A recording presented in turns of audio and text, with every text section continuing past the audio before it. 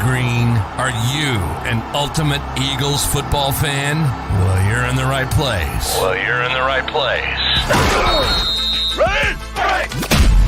This is Birds 365, hosted by the new Mac and Mac, Jody McDonald and John McMullen. Here we go! Who collectively have covered and talked about more than 50 plus years of Eagles football. Kick off your day with Birds 365. You'll get debate. We love to argue. You'll get the real story from inside the locker room. And you'll hear from some of the great football minds from around the region. You're about to become an Eagles insider. Get in the game. Join Jody Mack and Johnny Mack and join the football community that flocks to Birds 365. Birds 365 starts right now. Welcome to the NFL. Let's go! Let's go! Go!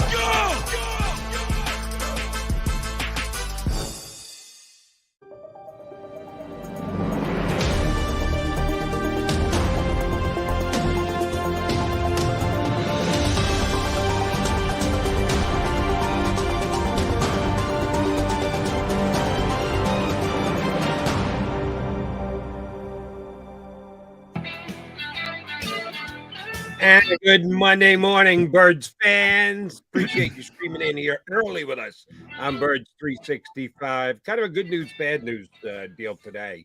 The bad news is that, you had to go all day yesterday without Eagles football. There were some damn good football games on there, and Johnny Mack and I will talk about it, but it's kind of a tough when you got to get to a Sunday Suns Birds. Here's the good news. You got the day, the show, the floor, all to yourself. Monday Night Football action. Commanders coming to town. The Eagles trying to get to 9-0. Johnny Mack, is this team prepped, ready to rock and roll and stay undefeated after the game tonight against the Commanders? I think so. Well, we'll see. I mean, I didn't realize this, but this will be the third game for the Eagles in 29 days, Jody. I mean, it has been such a weird schedule. Barely see this team. I sometimes I wonder, they have 9 games after, starting tonight, obviously. They'll play those 9 games in 48 days to give you an example of how weird this little schedule quirk with the bye and the mini bye coming sort of almost back to back. I don't know. The only thing I can look at and say Washington's got a chance is this team is really rusty because they're never on the stinking field 3 times in a month. So that's about the only thing I can throw in the Washington pool.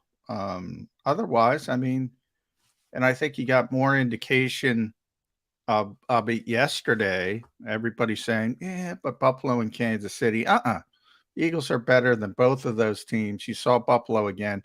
I joke, look, they're really explosive. I texted you, Josh Allen is extraordinarily talented. I mean, it's absurd how talented he is.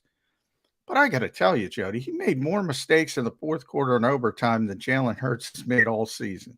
I mean, at some point, you got to have a balance. At some point, you got to have a balance, especially to win big games.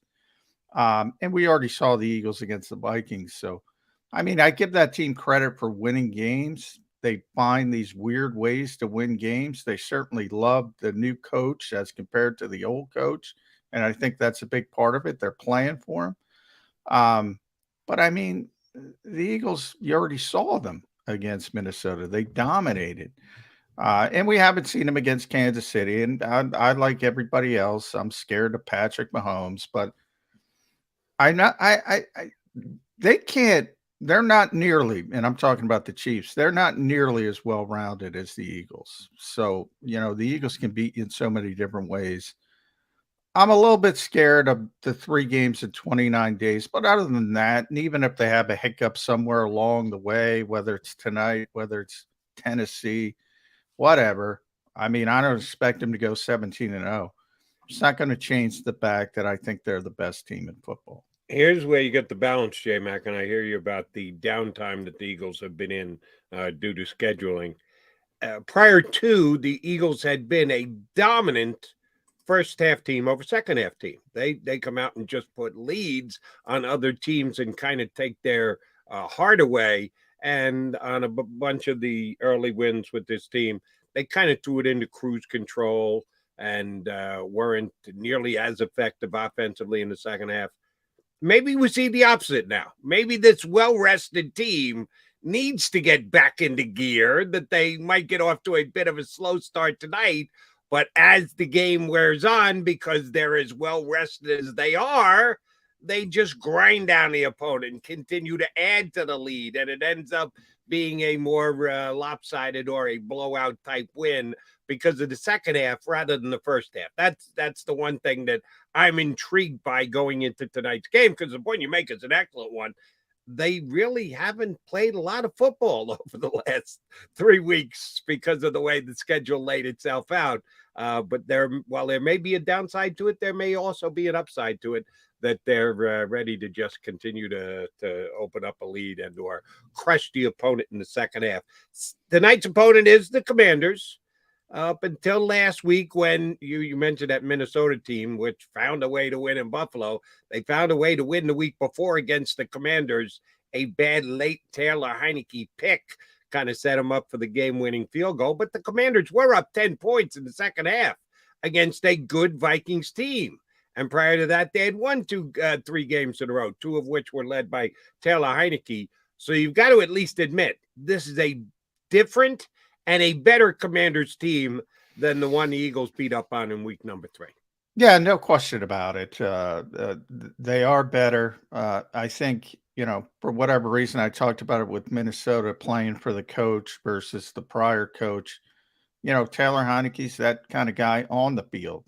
Guys want to play for him. He brings a different energy. Whatever, people hate intangible things, but they're real.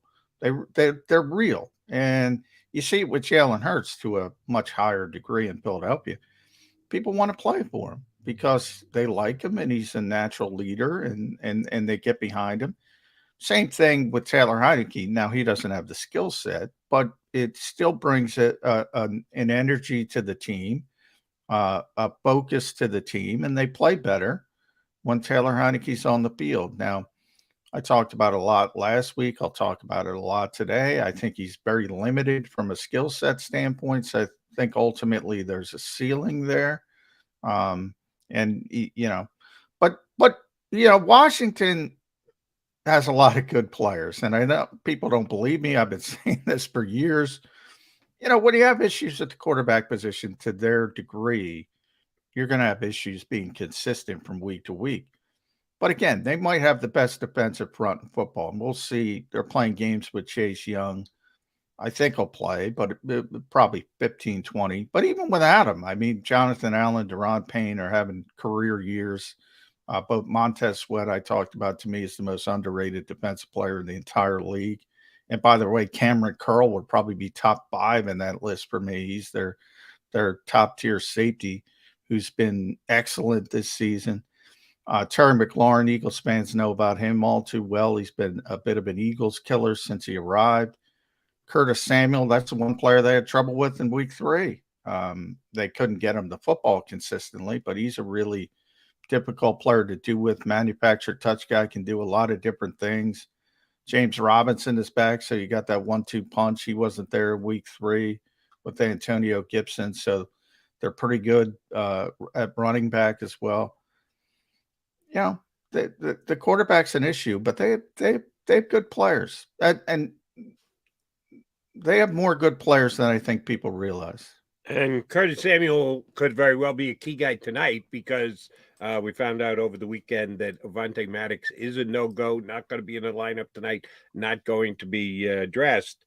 But they are getting Josiah Scott back, who had missed the previous game against the Texans. He's their number 1 backup slot corner. And if his ankle is good, then the drop-off is there. But I don't think it's off the charts, off the table from Maddox to Josiah Scott. But Samuel is a guy you're going to have to keep an eye on, because if I were the Commanders, that would be a guy I'd be looking to get the football to. A backup player who is coming back off a week's injury. Samuel is a guy who does scare me a little bit. And the one thing the Eagles have to most definitely have to be on top of tonight is they got to know where the back judge is, because that's a play that the Commanders like to run. Yeah. Run that D back into the back judge and see if you can get Curtis Samuel open down by the end. Throw it into triple coverage and hope the back judge wipes out the safety. That's in every playbook, I think, Jody. It worked like a charm for the Commanders last week, but having that happen again, probably a bit of a long shot. All right, so we got Commanders and Eagles. We're going to talk about both sides today. Chris Russell from the Redskins Radio Network, 980. By the way, Chris Russell got a shout out from Kirk Cousins when Kirk went back to Washington a couple weeks ago. I said that's pretty cool. For Chris. Did he? All right, I had missed that. We'll ask Kurt about that, Chris about that when we get him up here in less than 10 minutes. And then hour number 2, we're going to get our buddy Paul Domowitch up, who's got his stat pack up on JAKIBsports.com prior to the game actually being played, which is cool. Yeah, nice. We don't get to talk to Domo usually. A weekend game, he puts it up on Friday. And we're done. We're off the air. So rare time. This quirky schedule works out. We can talk to him about it before the game. That's nice. Which, by the way, it's a Monday nighter. The Eagles have played one Monday nighter, which we already referenced here. The beatdown of the Vikings in week 2. And yeah, if I'm the Eagles, I'm an Eagle fan, I'd throw my chest out a little bit this week. The whole, those 2 AFC teams, Well, the team that the Eagles took to the woodshed in week 2 here in Philadelphia went into Buffalo, not at home under their cozy dome, into Buffalo and beat the Bills yesterday. We could point out that the Bills kind of beat themselves because Josh Allen fumbles the ball in the end zone. And I think both teams. I think both teams. That was a tremendous. That's my thing about the NFL. It's so compelling in the final 2 minutes of the game. People think they're watching great football. There were so many mistakes from both teams in those final 2 minutes in overtime. It's like, it's exciting, but I mean, Minnesota can't get in on 4th and 1 with a quarterback. Well, they might have got in, but who knows? They called it on the field. Then Buffalo can't do it. I go back to Jason Kelsey on this podcast. He's like, quarterback sneak, easiest play in football. Maybe in Philadelphia when he had Carson Wentz and Jalen Hurts, or nobody else, evidently, even Josh Allen, that game's over. All he's got to do is get the snap, and he can't handle the snap, and all of a sudden it turns tail. And then, by the way, it wasn't Kansas City versus Buffalo, because Kansas City only had 13 seconds. Minnesota, I think, had 41 seconds to bleed off the clock and win the game. They almost lost the game. They went down the field so quickly. And then it ultimately, I don't know what Ed Donatell's plan is defensively, but he's got 2 potential Hall of Fame defensive backs who kind of make up for it and make big plays. Harrison Smith last week, you mentioned the interception by Taylor Heineke. Patrick Peterson got Josh Allen twice this week. Those guys are sort of like James Bradbury to build up. They're so freaking savvy. They just make chicken salad out of chicken, what. I don't know what Ed Donatell tries to do as a defensive coordinator. But, I mean, there were so many mistakes on both sides of the football. It's like, what is going on here?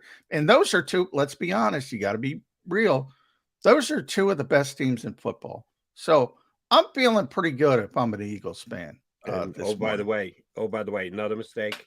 The referees, that pass caught by Gabe. Oh, yeah. He didn't catch that. Not even close to being able to get his feet down, and they gave it to him. So you're right. It wasn't the picture-perfect game, but the excitement so outweighed everything else. Yeah. And the catch by Justin Jefferson. Oh, that's sorry. Should I not even mention his name here on Birds 365? Well, by the way, why people and the Philadelphia Eagles had every chance to take Justin Jefferson, and everyone in the Delaware Valley is screaming Justin Jefferson. That's one of the greatest catches in the history of the National Football League. Yeah, it was. Might have been the greatest. I've never seen. That was better than Beckham's. I've It seen a was. lot. No questions I've asked. seen Moss. I've seen Carter. When I covered the Vikings, I've seen a lot. That might be the best catch I've ever seen. But you know, it's when I talk about Buffalo and I talk about Josh Allen. First of all, I give him credit for being out there playing after his injury, and he plays the way he plays, and he's so dominant running the football. Like him and Justin Fields. I don't know what you do to stop them from running the football. That might be the best play in the playbook for both the Bills and the Bears. I don't know how you stop that guy, but man, I don't know. Too many mistakes. And anybody who's talking about the MVP race, look, Patrick Mahomes is probably going to win it, and unless Kansas City falls apart, which I don't see happening. And I wouldn't complain about that at all. And your guy Tua you mentioned he deserves to be in the conversation as well. Anybody putting Josh Allen over Jalen Hurts, I can't do it. He's got more talent. He's got more explosive ability. I can't do it. I can't do it. Right. The top 3 candidates for the MVP right now are Jalen Hurts, Patrick Mahomes, Tua Tagovailoa. Josh Allen is no better than the 4th top candidate for the MVP because, he's just making mistakes in big spots late in games, which you just can't have. All right, Johnny Mac, your Mac and Mac guys here on Birds 365. We're hoping to talk to shout out Chris Russell for the Washington radio network down there in D.C. He's going to hop on with us for a couple minutes. He's got to hop on the air in D.C. at 9 o'clock, so we'll get him for about 15, 20 minutes up here. And then in hour number 2, our own Paul Domowitch from JAKIBSports.com going to jump in with us. So we got a lot to do today leading up to a Monday night affair between the Commanders and the Eagles. Can the Birds get to 9-0? We're talking about it right here on Birds 365.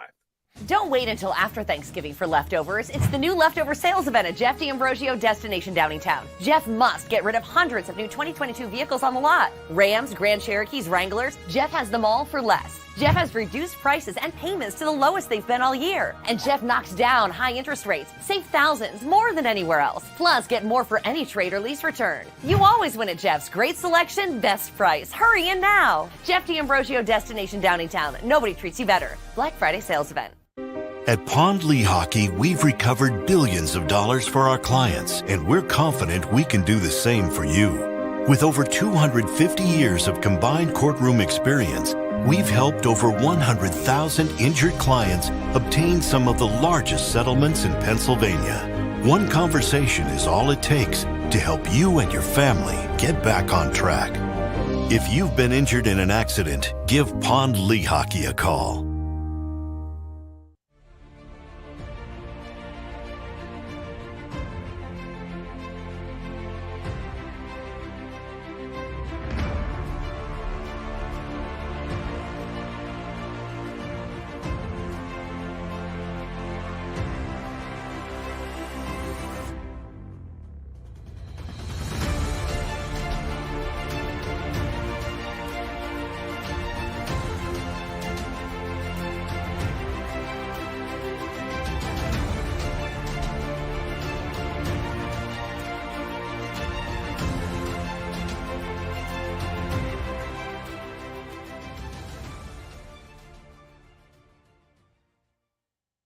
Go for the beers, go for the cheers, go for the hit and the hits, go for the scene, go for the screens, go for the gallery, go for the win, go to Ocean.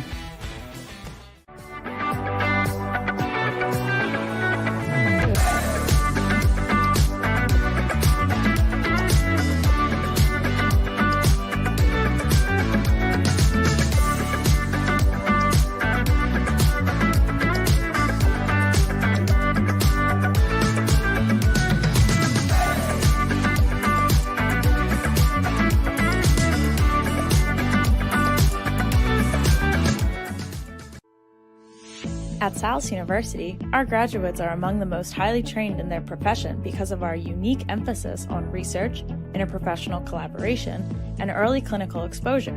Learn more about our programs at salis.edu.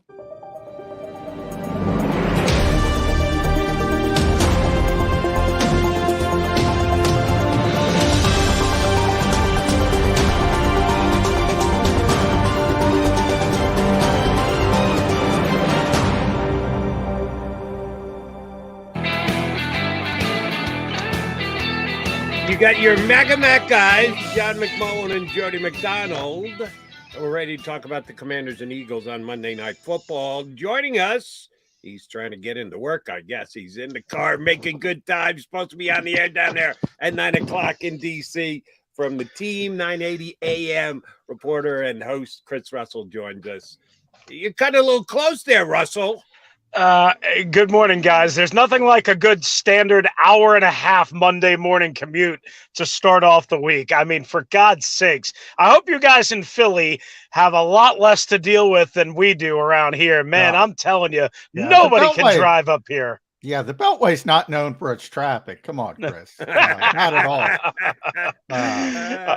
How are you guys? Good morning. Sorry I'm running a little bit late, but better late than never, huh?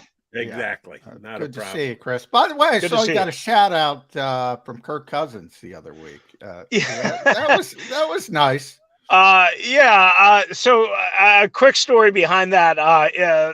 Kirk and I obviously I covered him, from the time he got here in 2012 as a disgruntled rookie because he was stuck behind Robert Griffin III, right? If you guys remember that. And, obviously we developed a good relationship over many years. And, I've stayed in touch while he's been in Minnesota. I haven't seen him in 5 years because I don't travel anymore. So they had played them back in, I think, 2019 in Minnesota. And, I missed that game, but, we stayed in touch and whatever. And so we got to meet up before the game, in the tunnel. And then after the game, I just happened to be there and he shouted me out. So I appreciate that. That's very kind of him. Guys, I'll tell you what, he may not be the best Monday night quarterback. He may not be the best playoff quarterback, but he's a hell of a quarterback, man. And he's the best quarterback that this Washington franchise has had in 30 years, which is part of the reason why they're an absolute mess still. All right, well, then let's talk about the guy who will quarterback them on Monday night. I don't know, is Taylor Heineke a good Monday night quarterback, a better primetime quarterback than Kirk Cousins? He did add a little juice replacing our former buddy Carson Wentz, but he threw a real bad pick last week. That was a game the Commanders couldn't let slip out of their hands against Kirk Cousins and the Minnesota Twins. He seems to have the teams rallying behind him. But does he have enough talent to be a continuous starting quarterback in the National Football League? Yeah, that's the problem, Jody. I think the shelf life is so limited and almost helter-skelter, like at times last week, you mentioned that bad interception, and make no mistake about it, it was a terrible overthrow at Harrison Smith in on your half of the field, right? And then they allow a 35-yard return, which was a killer too. But that's just, a shorter guy with not great arm strength, just ripping it too much without touch. And we all know, right? I mean, you guys have been around this game for a long, long, long time, that maybe when you don't have great arm strength or great size, and he had gotten a couple of balls knocked down in that game, and that's something certainly the Philadelphia Eagles can look at tonight, facing him, because remember, you guys didn't face him not only earlier in week 3, but also in that late season game last year because he was out with COVID. That was Garrett Gilbert. So I'm trying to remember he would have played in the first game last year against Philadelphia. But, that's the thing with Heineke. Like, he was pretty good in the third quarter last week after sucking for the entire first half. And then he was dreadful again in the fourth quarter. And so you never really know what you're going to get, which I suppose is the same for most quarterbacks. But he's definitely more up and down, yo-yo like. And he's almost, I don't want to say he's good for at least one turnover a game, but he's pretty much good for at least one boneheaded, terrible throw a game. And if you guys can be in the right spot, meaning the Eagles, then especially with the secondary that Howie Roseman has put together, my goodness, it's going to be probably lights out. We all know how good the Eagles are in terms of turnover margin, takeaways. And again, you have a quarterback that's apt to make a throw that, certainly you should not make, all things considered, and maybe more than one. So if they're in the really right position, it could be 2 or 3.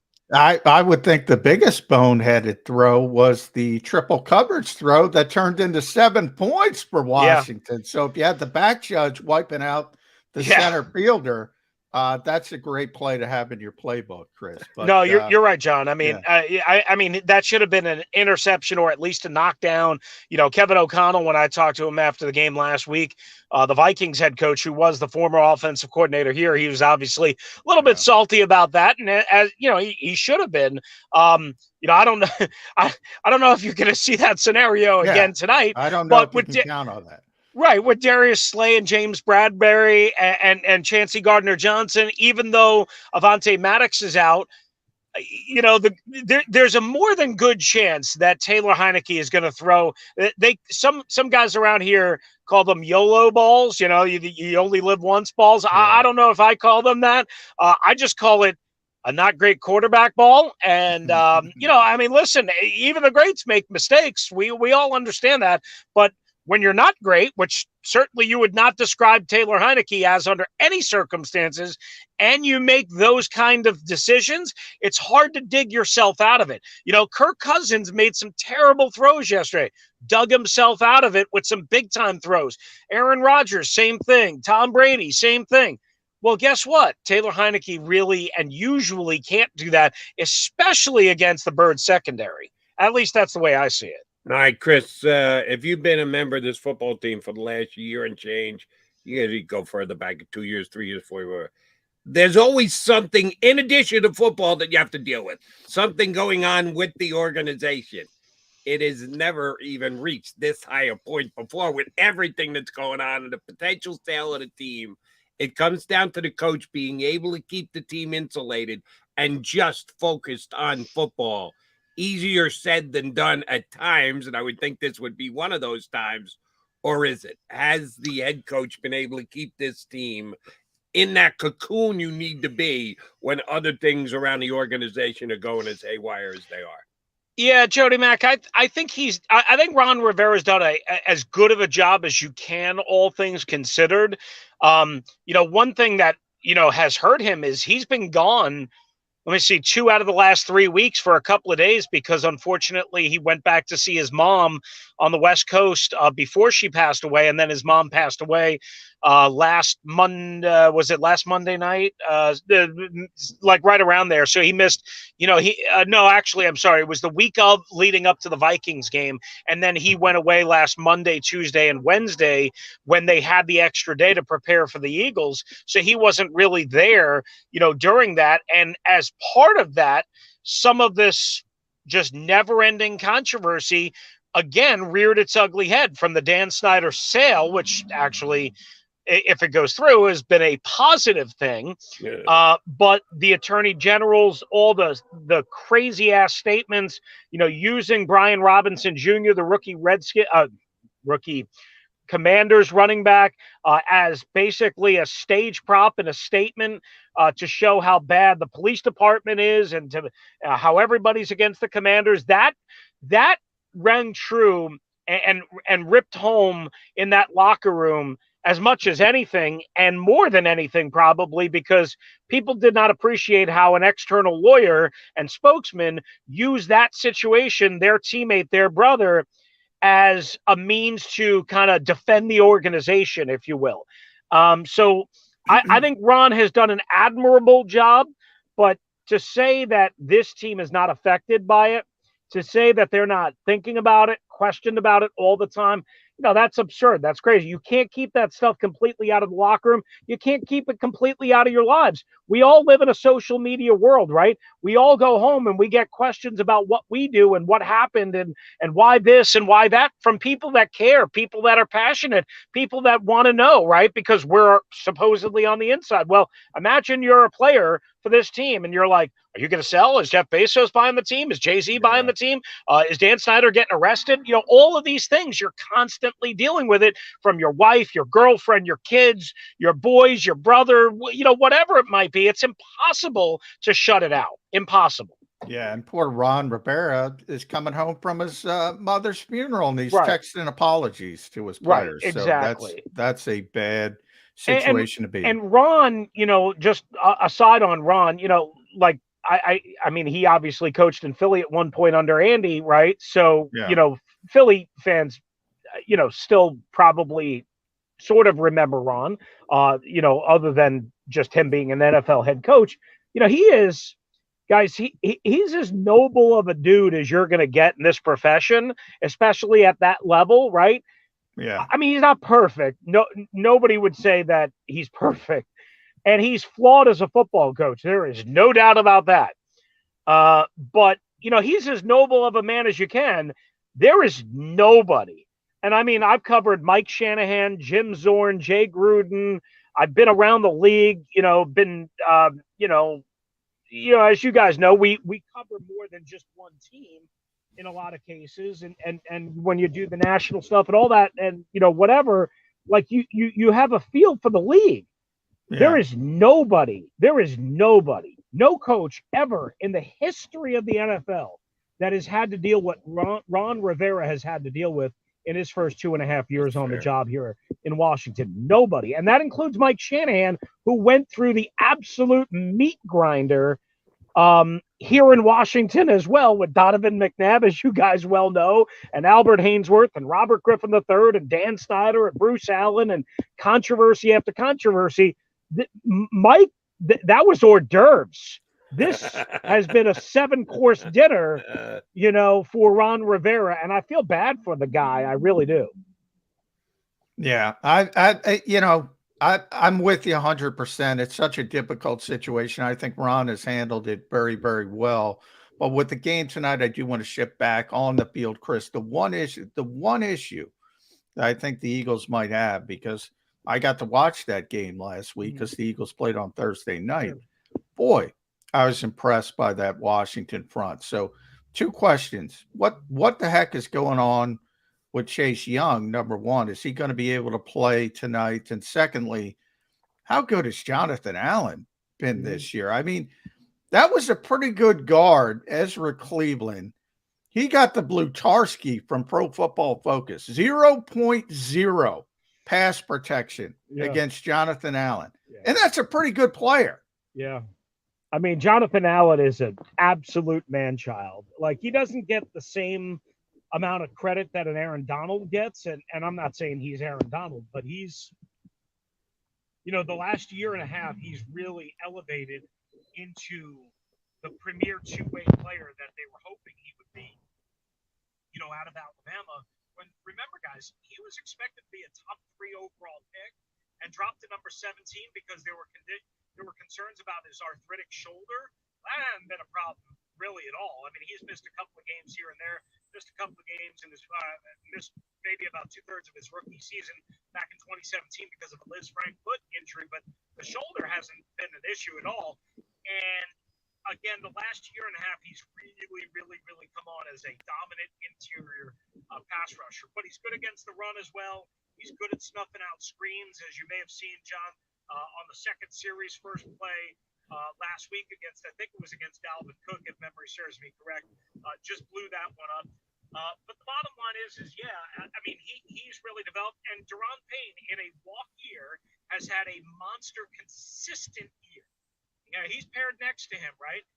Daron Payne has always shown flashes of talent, but he's never been consistent like he has been so far this year. Now, maybe that's the money talking. I don't know. We'll see what happens with that. But, man, has he really elevated his game. Montez Sweat as well. He had a rough year last year with injuries, personal tragedy, COVID, all of that stuff. And he's bounced back after a slow start sack-wise. He was getting pressure and hits and all that stuff. So that defensive line, really good. They've done a good job stopping the run. You know, the only time when people have been able to really crease them is, quite honestly, missed tackles, and that really hasn't come against that defensive line. That's more at the linebacker level and so on. As far as Chase Young goes, guys, as far as I understand, I believe with the roster elevation that he would need, that deadline has passed at 4 o'clock yesterday afternoon, and they obviously did not make that. They were not expecting him to play as the week went along. Originally, he was supposed to play, and it's something I want to call it a setback. They're very against that word, but clearly they backed him off when they had to go inside and practice inside at their team facility on field turf. We all know what the buzz has been about around the league about that. So they backed him off tonight, when again he was supposed to return, is 1 year to the day that he suffered the original injury against Tom Brady and the Buccaneers. Now, it wasn't just your normal standard garden variety torn ACL. It was a torn ACL. It was a torn patella. They had to do grafting from the other leg. So, I mean, he's had a bunch going on. But, yeah, they haven't had him for a year. And barring something I'm not aware of, guys, I don't expect that to change this week. And, they're running out of time to make a decision on him. They've only got about, I think, 9 more days after today to make a decision. I assume he'll be activated for either this Sunday in Houston or the next Sunday after that against Atlanta, but doesn't look like he's going to be a part of tonight's game. Fair enough. All right, last thing, Chris, and we'll let you get in and start the show. Yeah, and it's a good thing for those two studly defensive tackles. They haven't tried to punch each other on the sideline at all this year, which is a major plus. One major, no questions asked. It looks like Cole Holcomb's going to be out of the lineup tonight. They're probably top linebacker. How big a difference is it with him off the field and on the field for them? Both John and I are giving credit to their D-line, but that oftentimes opens things up for linebackers to make plays. If you don't have your best linebacker there to make the play, how does it really benefit your defense? How much will this team miss Holcomb tonight being out of the lineup? Yeah, they've struggled at the linebacker spot, which is kind of weird, being that both Del Rio, the defensive coordinator, and Rivera, former NFL linebackers. But they've struggled there. There's no doubt about it. Cole Holcomb was the guy that they chose to be their Mike. This year, after things did not work out last year for a variety of reasons with Jamin Davis, the first-round pick last year from Kentucky, and John Bostic, and you'll see both of those guys play tonight because David Mayo, their other Mike linebacker, not David Mustard. No. You got to hold the Mustard. Hold the Mayo, apparently. He's out again tonight. So they're really short 2 Mike linebackers, if you will.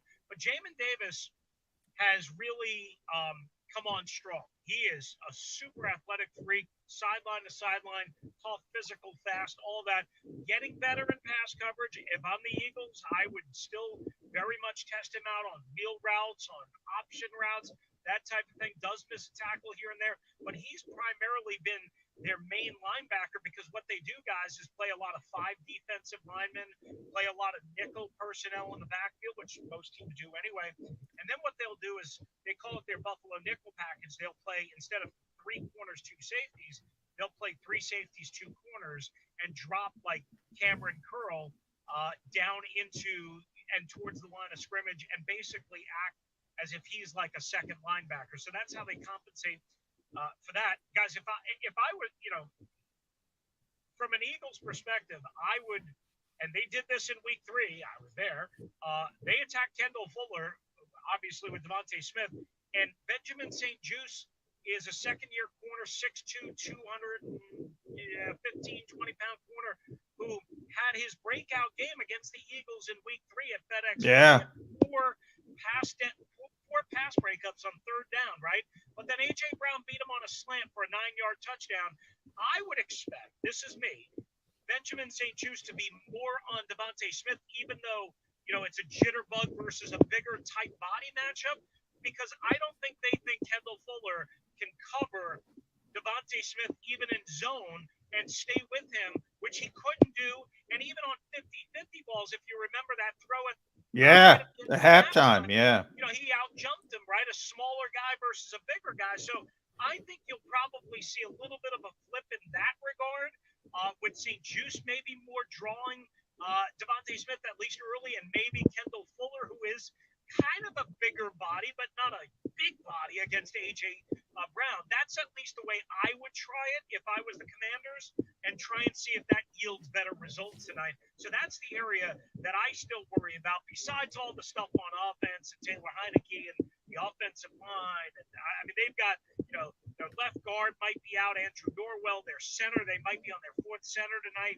We'll see how that plays out. They haven't been able to run the ball. They haven't been able to convert on third down.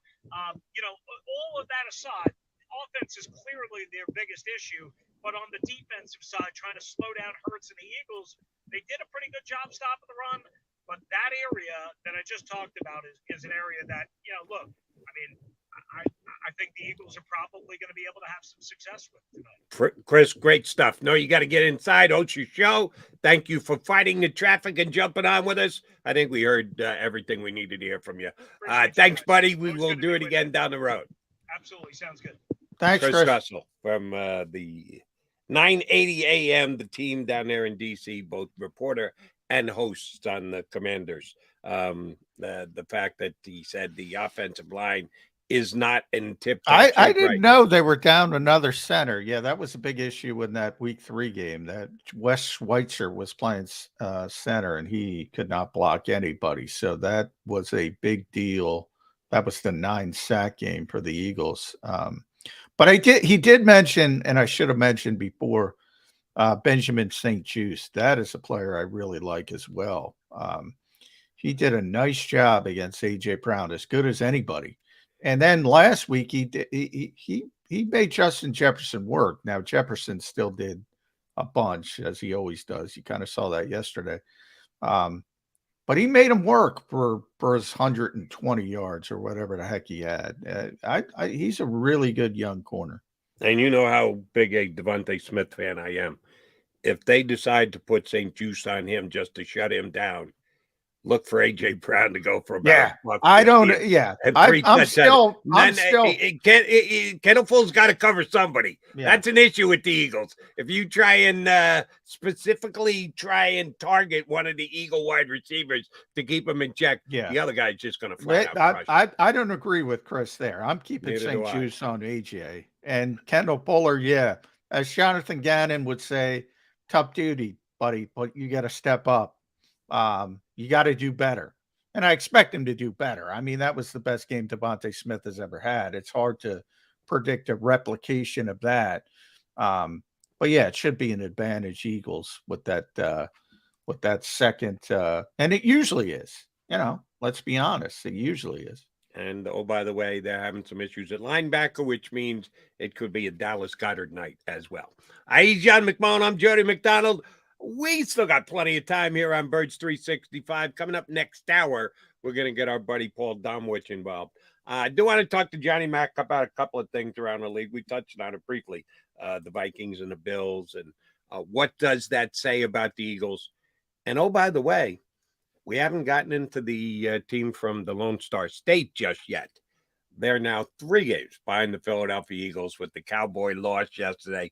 Did something they had never done before in the history of their organization. We'll talk about that next here on Birds 365. Don't wait until after Thanksgiving for leftovers. It's the new leftover sales event at Jeff D'Ambrosio Destination Downtown. Jeff must get rid of hundreds of new 2022 vehicles on the lot. Rams, Grand Cherokees, Wranglers. Jeff has them all for less. Jeff has reduced prices and payments to the lowest they've been all year. And Jeff knocks down high interest rates. Save thousands more than anywhere else. Plus, get more for any trade or lease return. You always win at Jeff's. Great selection, best price. Hurry in now. Jeff D'Ambrosio Destination Downtown. Nobody treats you better. Black Friday sales event.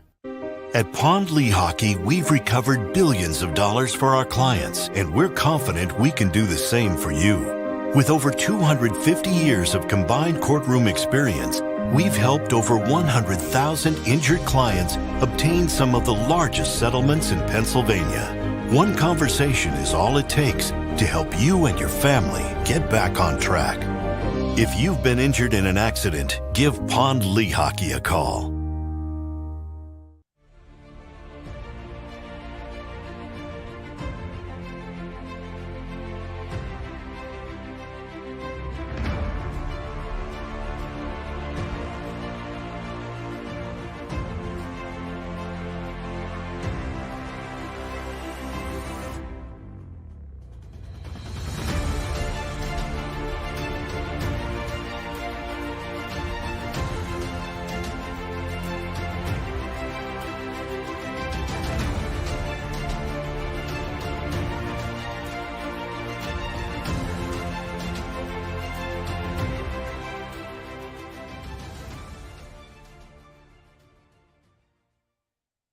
Go for the beers.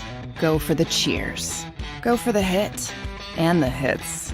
Go for the scene. Go for the screens. Go for the gallery. Go for the win. Go to Ocean.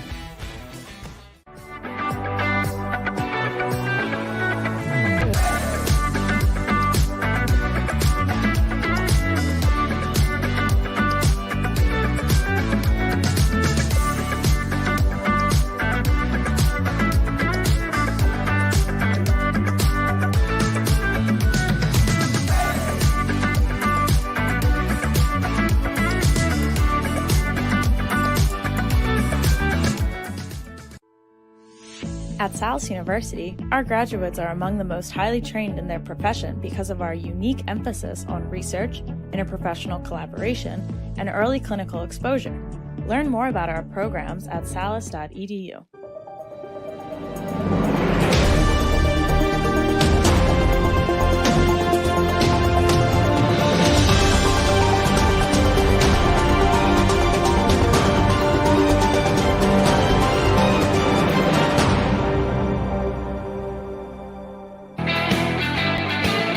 You got your Maga Mac guys here on Birds 365. Johnny Mac didn't have to go to any stadium or arena yesterday because he's got to go tonight to down to South Philly to watch the Eagles and the Commanders play Monday Night Football, which means you, like me, were in front of the TV watching football all day yesterday, Johnny Mac. And, yeah, the Buffalo Viking game was just phenomenal. Yeah, some slopless, some bad play, some individual mistakes made by players, but the fact that it played out the way that it did and hung in the balance, and there were some spectacular plays made, too. Some bad plays. Oh, yeah. Some spectacular That's the plays. secret of the NFL, the excitement. That is the secret sauce to it all, Jody. Right. And there were some exciting games on both in the early window and the late window. Even the Sunday nighter, your 49ers came back and won after struggling a little bit defensively in the first half. The Chargers are down their top two wide receivers, but were moving the ball through the air. But they did get the job done, and they won to keep themselves viable in the NFC.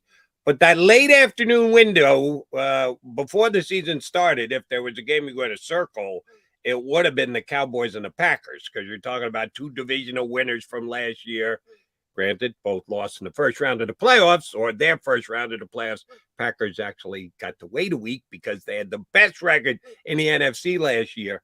The Packers come in struggling. The Cowboys looking up in the standings at the Eagles. And in the history of the Dallas Cowboys, since they came into the league in the 60s, 195 times in the history of the organization, they had a 14-point lead or more in the fourth quarter.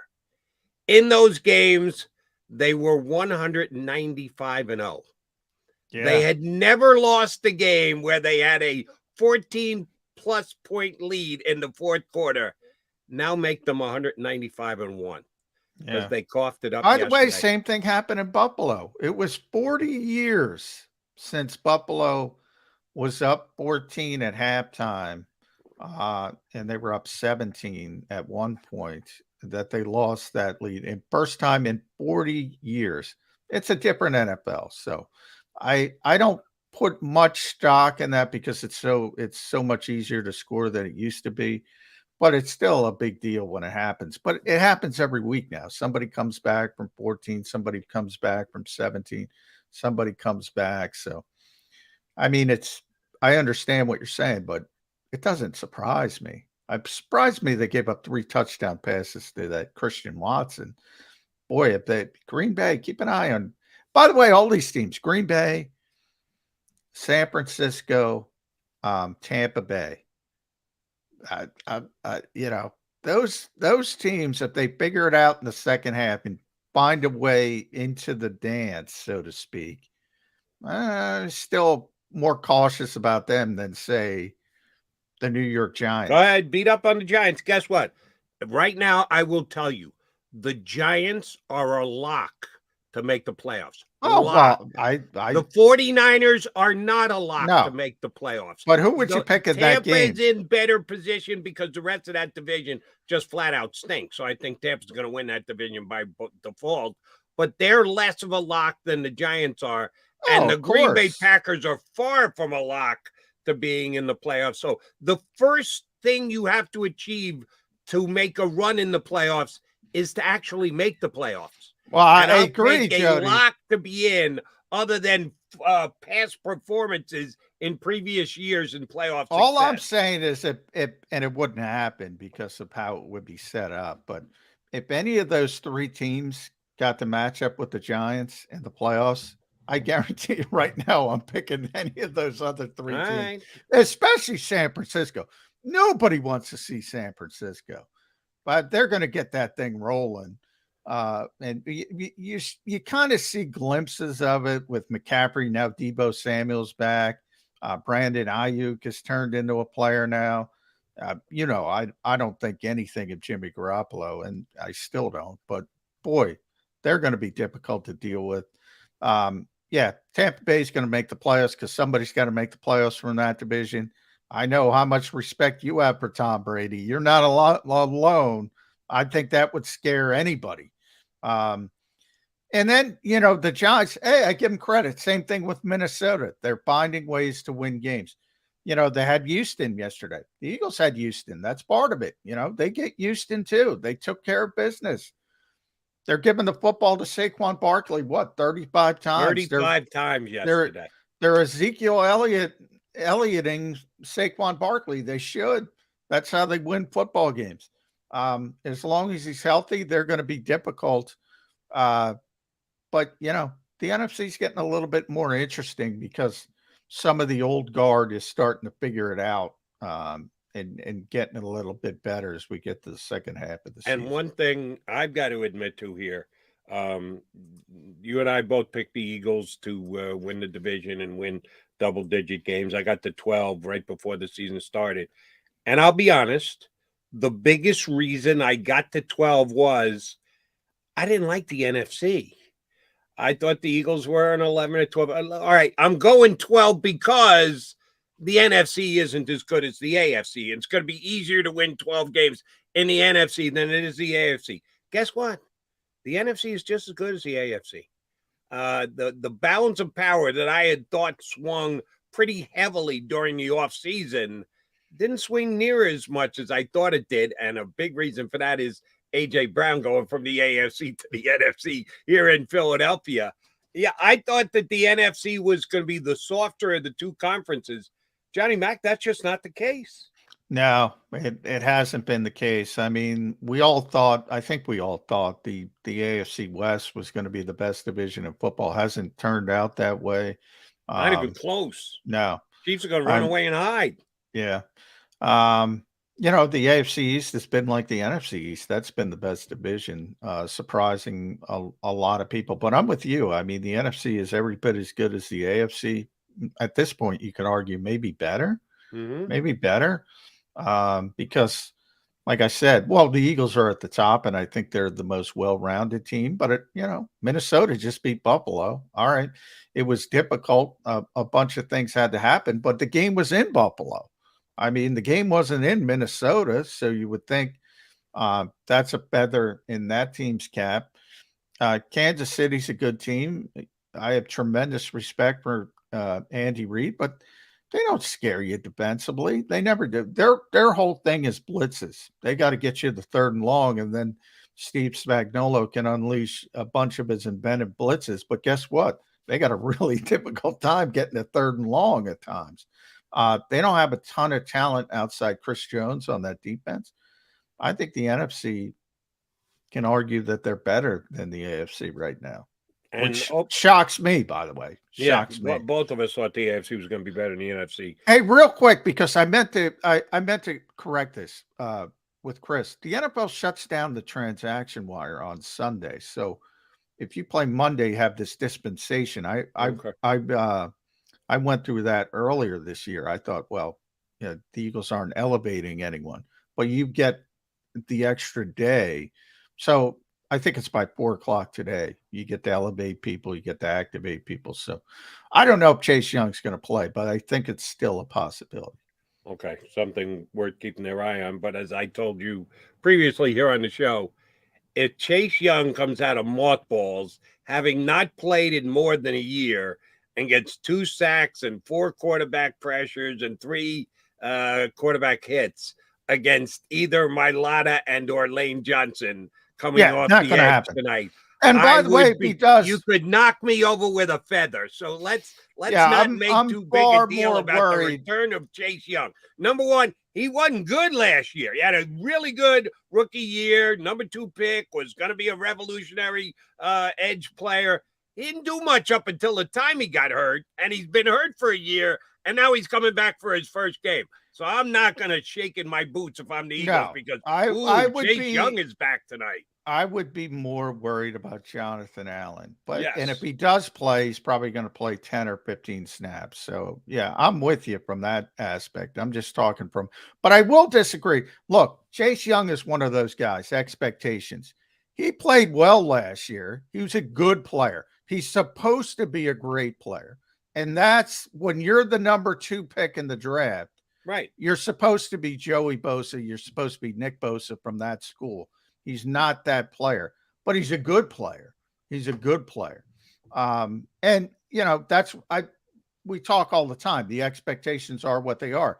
When you're at the top of the draft, you have to be a great player. He hasn't turned into a great player. And he was a great player his rookie year. He was flashing I deserve to be the second pick in a draft type plays. He just didn't do it his second year before he got hurt. So I have no idea what he's going to come back and be. I'm not all that afraid of him for the second half of the season here, because it's going to take time. You don't just get back onto the field. And there have been, I read one article where Ron Rivera, in describing how he looked in practice, was very enthusiastic. Jack Del Rio was asked the same question the next day and said, well, we know the effort's there, which means he's not getting anything done. So even between the coaches on their own staff, they had dissenting opinions as to how good he's actually looked in practice. I'm not afraid a little bit if I'm the Eagles tonight. No, either am I, because I'm talking about the Eagles playing three games in 29 days. Rust. He's not playing in a year. But I get you know, when his rookie year was, I just looked up Pro Football Focus. He was number 5 of 110 edge rushers. So that's pretty darn good. Right. Last year, he was 24 of 110. So it wasn't like he's a terrible player.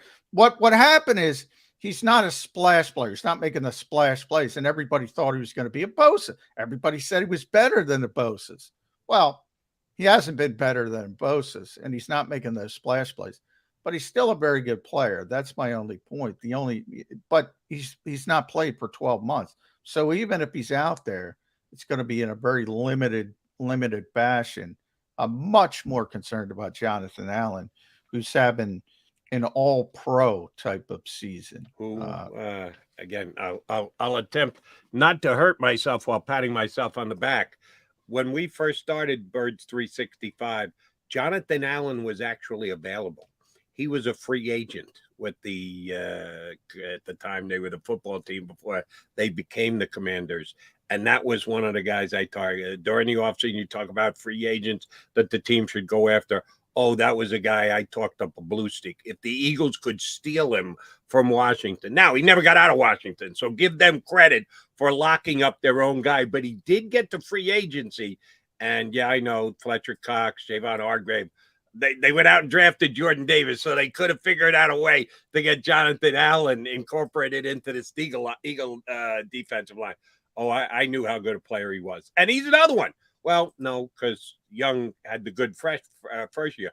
Jonathan Allen had not played to his level of capabilities for his first couple of years in the NFL. Good, as Johnny Mack likes to point out, just because they're not great, don't give him credit for being good. Oh, yeah, he was good for Washington. He's now taken his game to another level this year.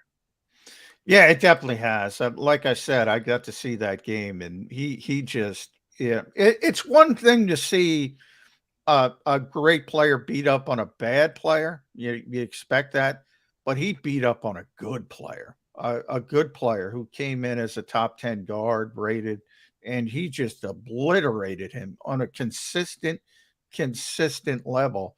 And that to me is when you take that next step. Now I haven't seen him play.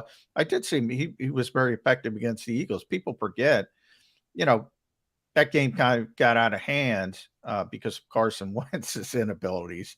It wasn't necessarily the defense. The defense was holding up okay, and then things kind of fell off. And I expect a similar thing to happen tonight, by the way. But that defensive front, and the Eagles said it, Nick Sirianni said it before week 3. Jason Kelsey said it this week. The best defensive front they've seen all season. Best defensive front Kelsey said probably we're going to see all season. I don't know what's up ahead. I'd have to look. I can't imagine anybody's going to bring a better defensive front than Washington. That's the strength of their team. Right. And the Eagles are going to have to deal with that tonight. All right. One other thing from around the NFL that I wanted to mention. And neither you nor I were as outspoken as some of the other national pundits with what happened with the Indianapolis Colts this week, firing Frank Reich. And, oh, by the way, I know you got a job to do, and I don't think it was you. It was some of your Eagle Beat guys. I guess you have to ask the question, you know the Eagles aren't bringing Frank Reich in this week, right? Frank, your ex-mentor. What is Nick Sirianni supposed to say? Yeah, I called him as soon as he was fired and said, get your ass here to Philadelphia. We need you. Of course he's not going to say it. What do you expect him to say? He can't say anything. Frank Reich. Well, why? But first of all, he said more than I expected him to. He said, Frank's a consultant, whether he's in the building or out of the building, which I already knew. He talks to Frank all the time. He texts Frank all the time. I don't know why people are so obsessed with the consultant thing. When he wants to talk to Frank, he talks to Frank, unless the Eagles are playing the Colts, as they would be. If Frank was still the head coach, they weren't going to be talking that week. Now they probably will. There'll probably be an advantage for the Eagles, at least a little bit.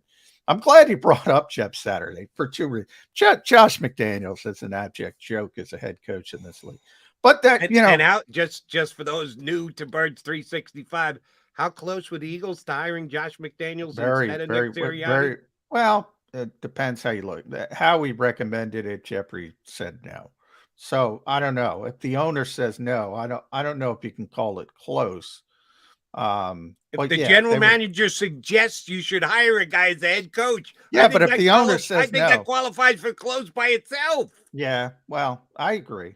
Look, they're not the only ones. I mean, Indianapolis tried to hire him. Everybody thinks Josh McDaniels and he is a good offensive coordinator. But we know there's some people who are good bad head coaches. Correct. I think head coaching has more to do with communication, all this weird nebulous stuff, and everybody's worried about scheme.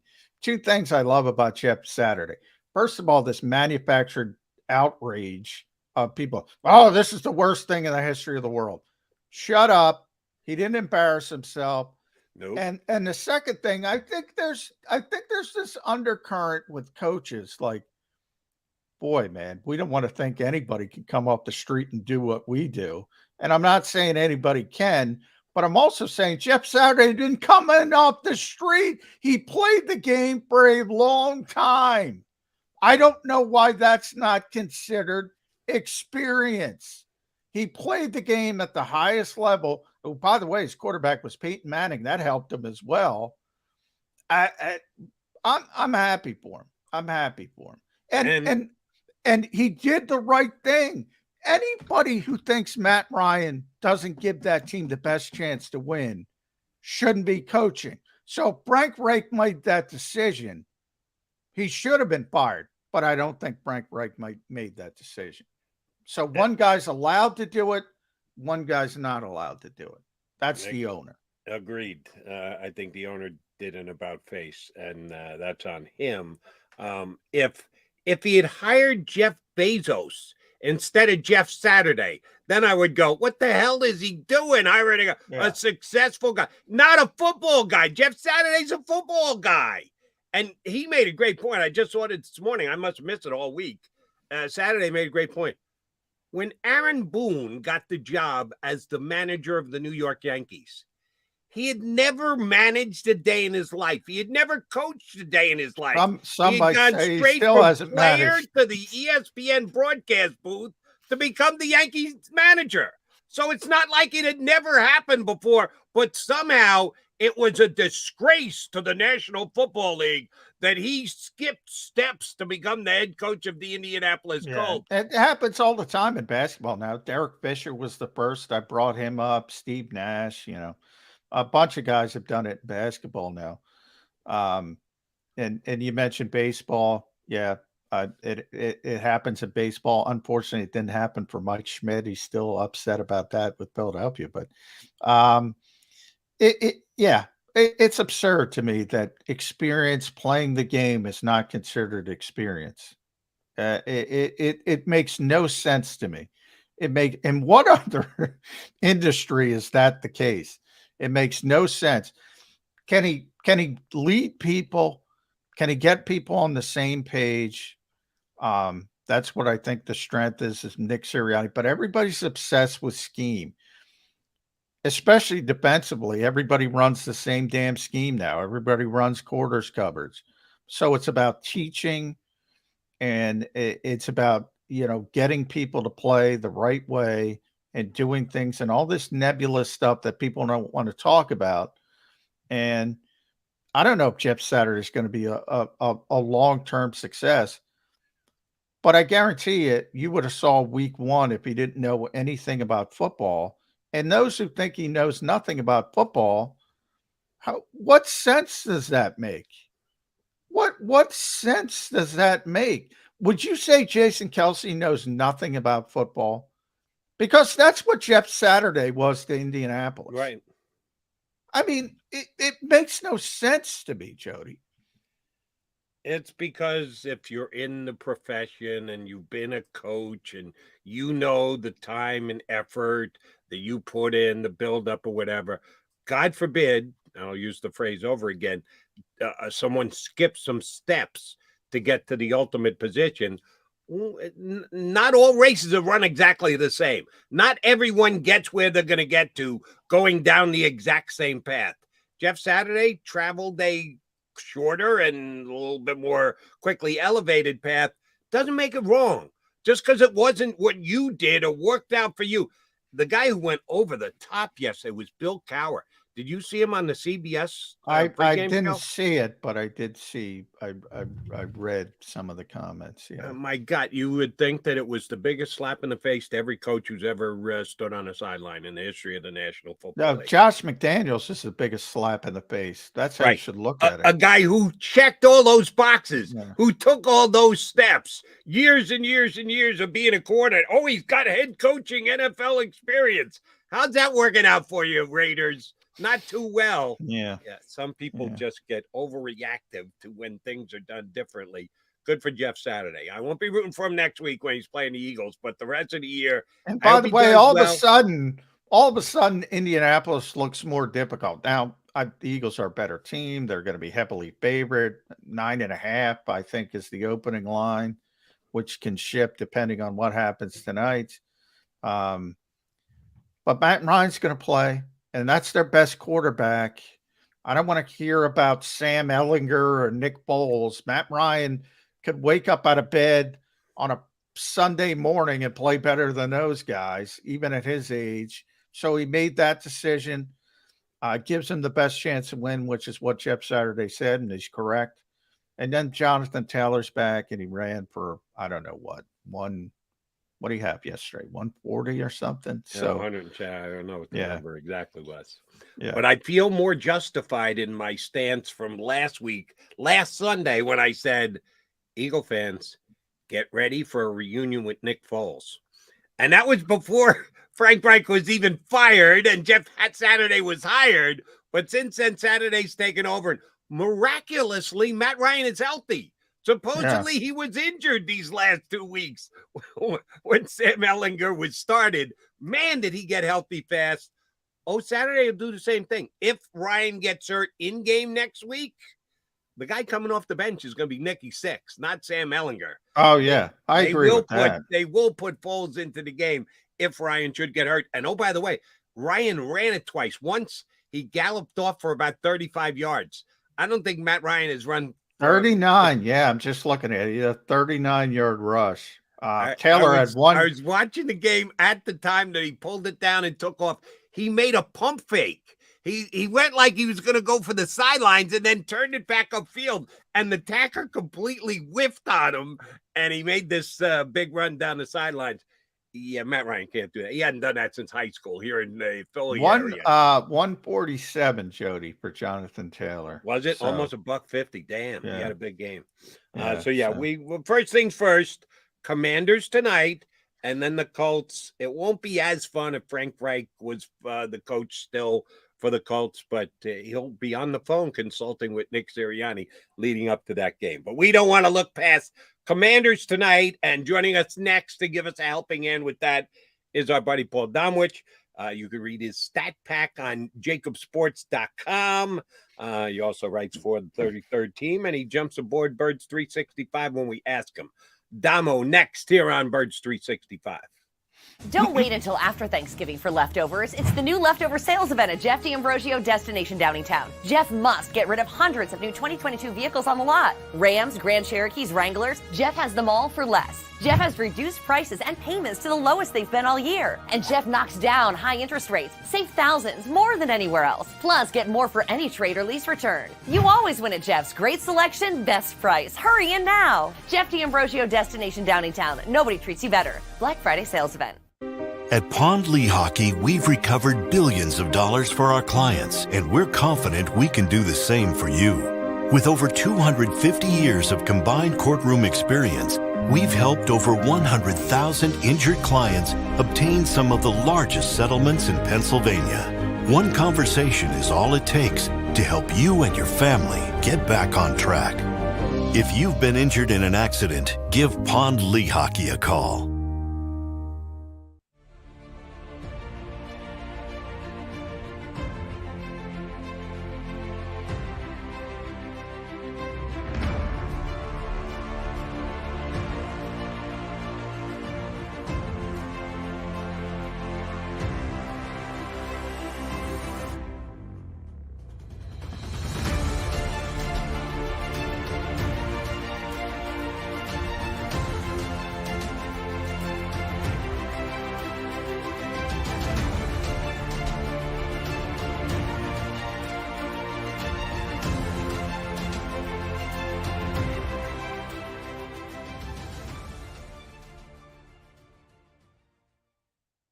Go for the beers, go for the cheers, go for the hit and the hits, go for the scene, go for the screens, go for the gallery, go for the win, go to Ocean.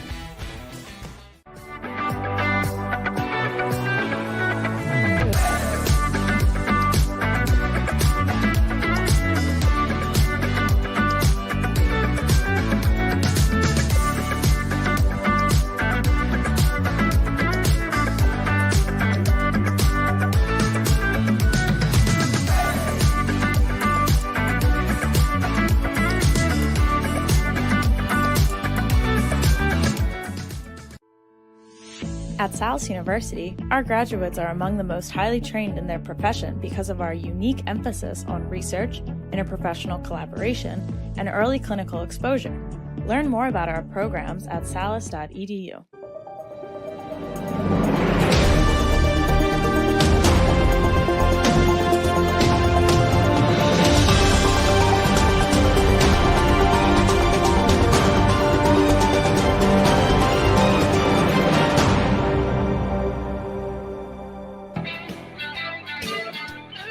You got your Mega Mac guys here on Birds 365, and there he is. He's Hawaiian shirt clad. He is our guy, Paul Domowitch, who always comes dressed for success when he streams in with us here on Birds 365.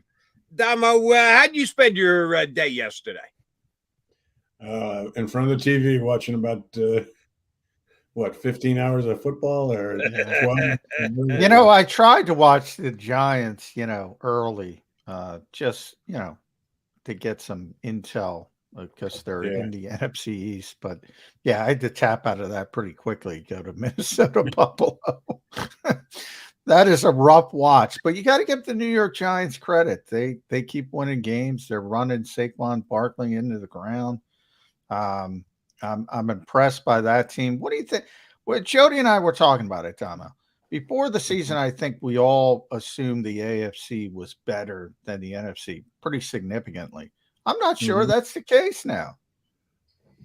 No, especially when you see the flaws in some of the teams, like even Buffalo yesterday, when Josh Allen just gets careless with the football, and a couple of injuries. Chargers, I thought, were going to be a good team, and they lose Keenan Allen and Mike Williams, and suddenly they're very ordinary. Yeah, I mean, I think you're right. Oh, by the way, the Giants have beaten Tennessee, who's got what, 2 or 3 losses? What are they up to? 7-3 now. Yeah. The Packers, who, because Aaron Rodgers kind of woke up in the second half. Oh, the Packers are back in it. Yeah, except they lost to the Giants. They beat the Ravens, who are a damn good AFC team too. So say what you want about the Giants. Yeah, Daniel Jones still isn't a franchise quarterback as far as I'm concerned, but they just know how to win games, and they're a very well-coached team. Brian Dable's not only done a good job himself, but put together a real nice staff for that Giant squad. Yeah, and I mean, this is what I know about Daniel Jones. He hasn't thrown an interception since 2015, I think. I mean, it's amazing. What's he got? 2 interceptions, none since week 3. He doesn't make mistakes. Sure, their passing game isn't great, but he doesn't have any receivers, and he's still, he's still putting up numbers. So, Yeah. and when you got Saquon, you feed him the ball and just hope he stays healthy. Well, ball security, if I could point to one thing that would translate to the Eagles' success, I mean, they came into this week at plus 15, Damo. And number 2 was Baltimore at plus 7. That is lapping the field, as they say. And one of the things, and I talked about, you mentioned Josh Allen. Josh Allen made more mistakes in the fourth quarter and overtime than Jalen Hurts has made all season. Yeah. Can that continue? We brought that up with Nick a lot last week. And this organization, and rightfully so, they hate when you bring up the term luck. And I use the term random. There's got to be a regression to the mean, doesn't there? With the turnover situation? I mean, I think the difference there is the mentality of the 2 quarterbacks. Josh Allen has somehow gotten lost in a fantasy that he is Superman and he can do anything regardless of whether he's playing with a URL strain in his elbow or not. Gets reckless. Jalen is a very smart quarterback. He knows his limitations, but he knows what his strengths. And, he'll take opportunities when they're there, but he's not going to be careless with the football as we've seen this year.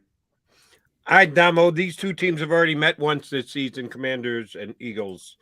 It was 7 weeks ago, and the Commanders team has certainly changed because they've made a change at quarterback.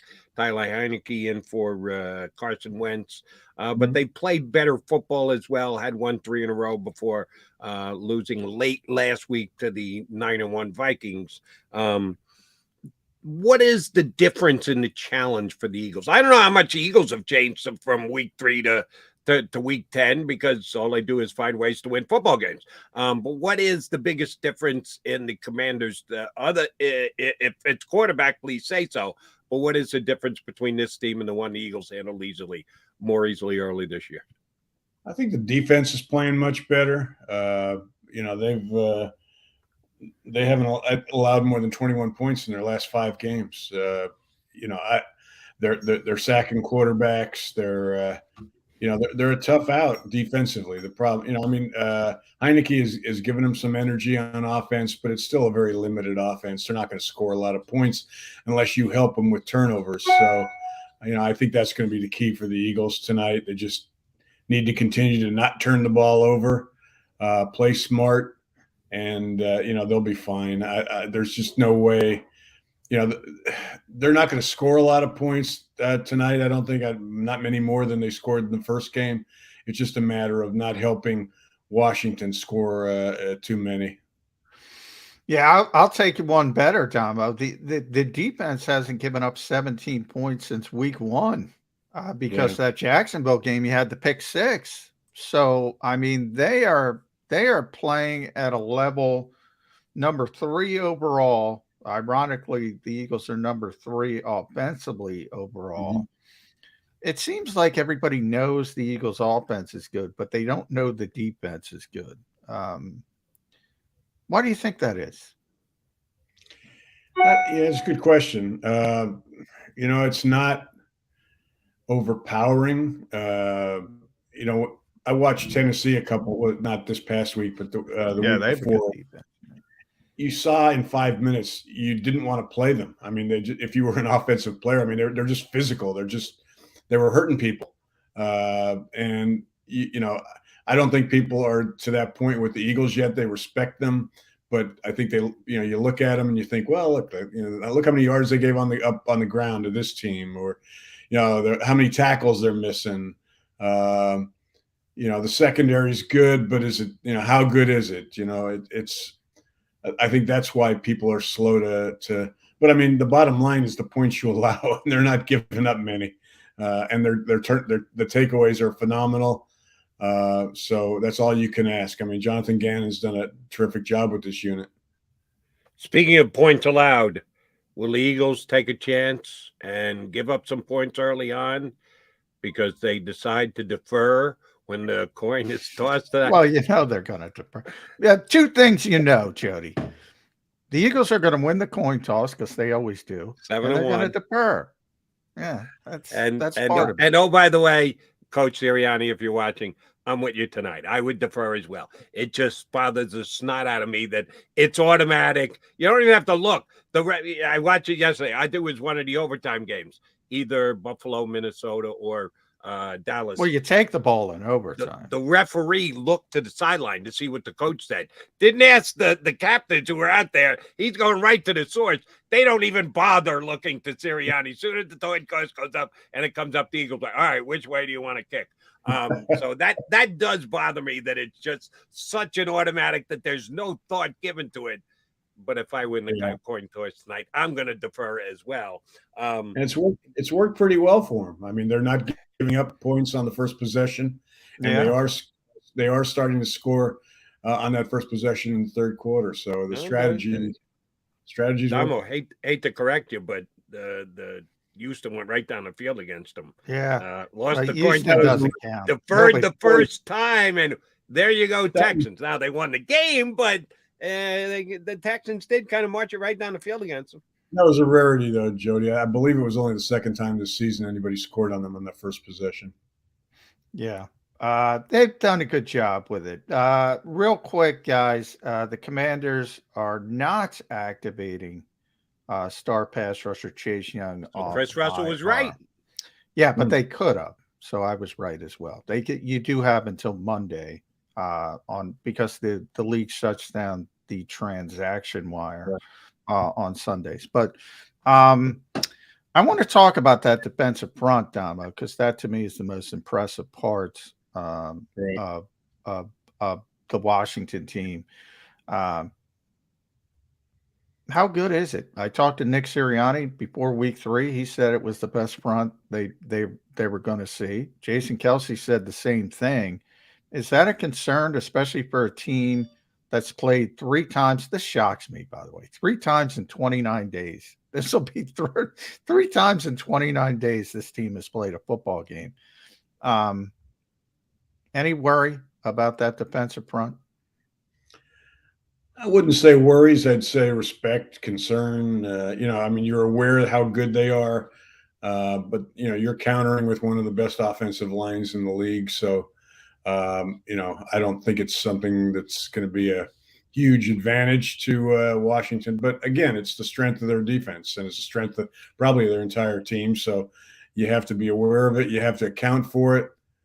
If anybody's getting taken advantage of early, like or somebody gets hurt, you've got to have a kind of a plan B with how, switch to maybe 12 personnel and give your tackle help if you end up with Jack Driscoll out there.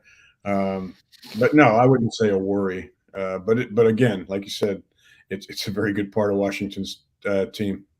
How much of a disadvantage, if at all, are the Eagles tonight signs Avante Maddox, their starting slot corner, who's been very good again this year, got the contract extension during the offseason, deservedly so. Him coming out of the lineup, going to be out at least this week with the hammy.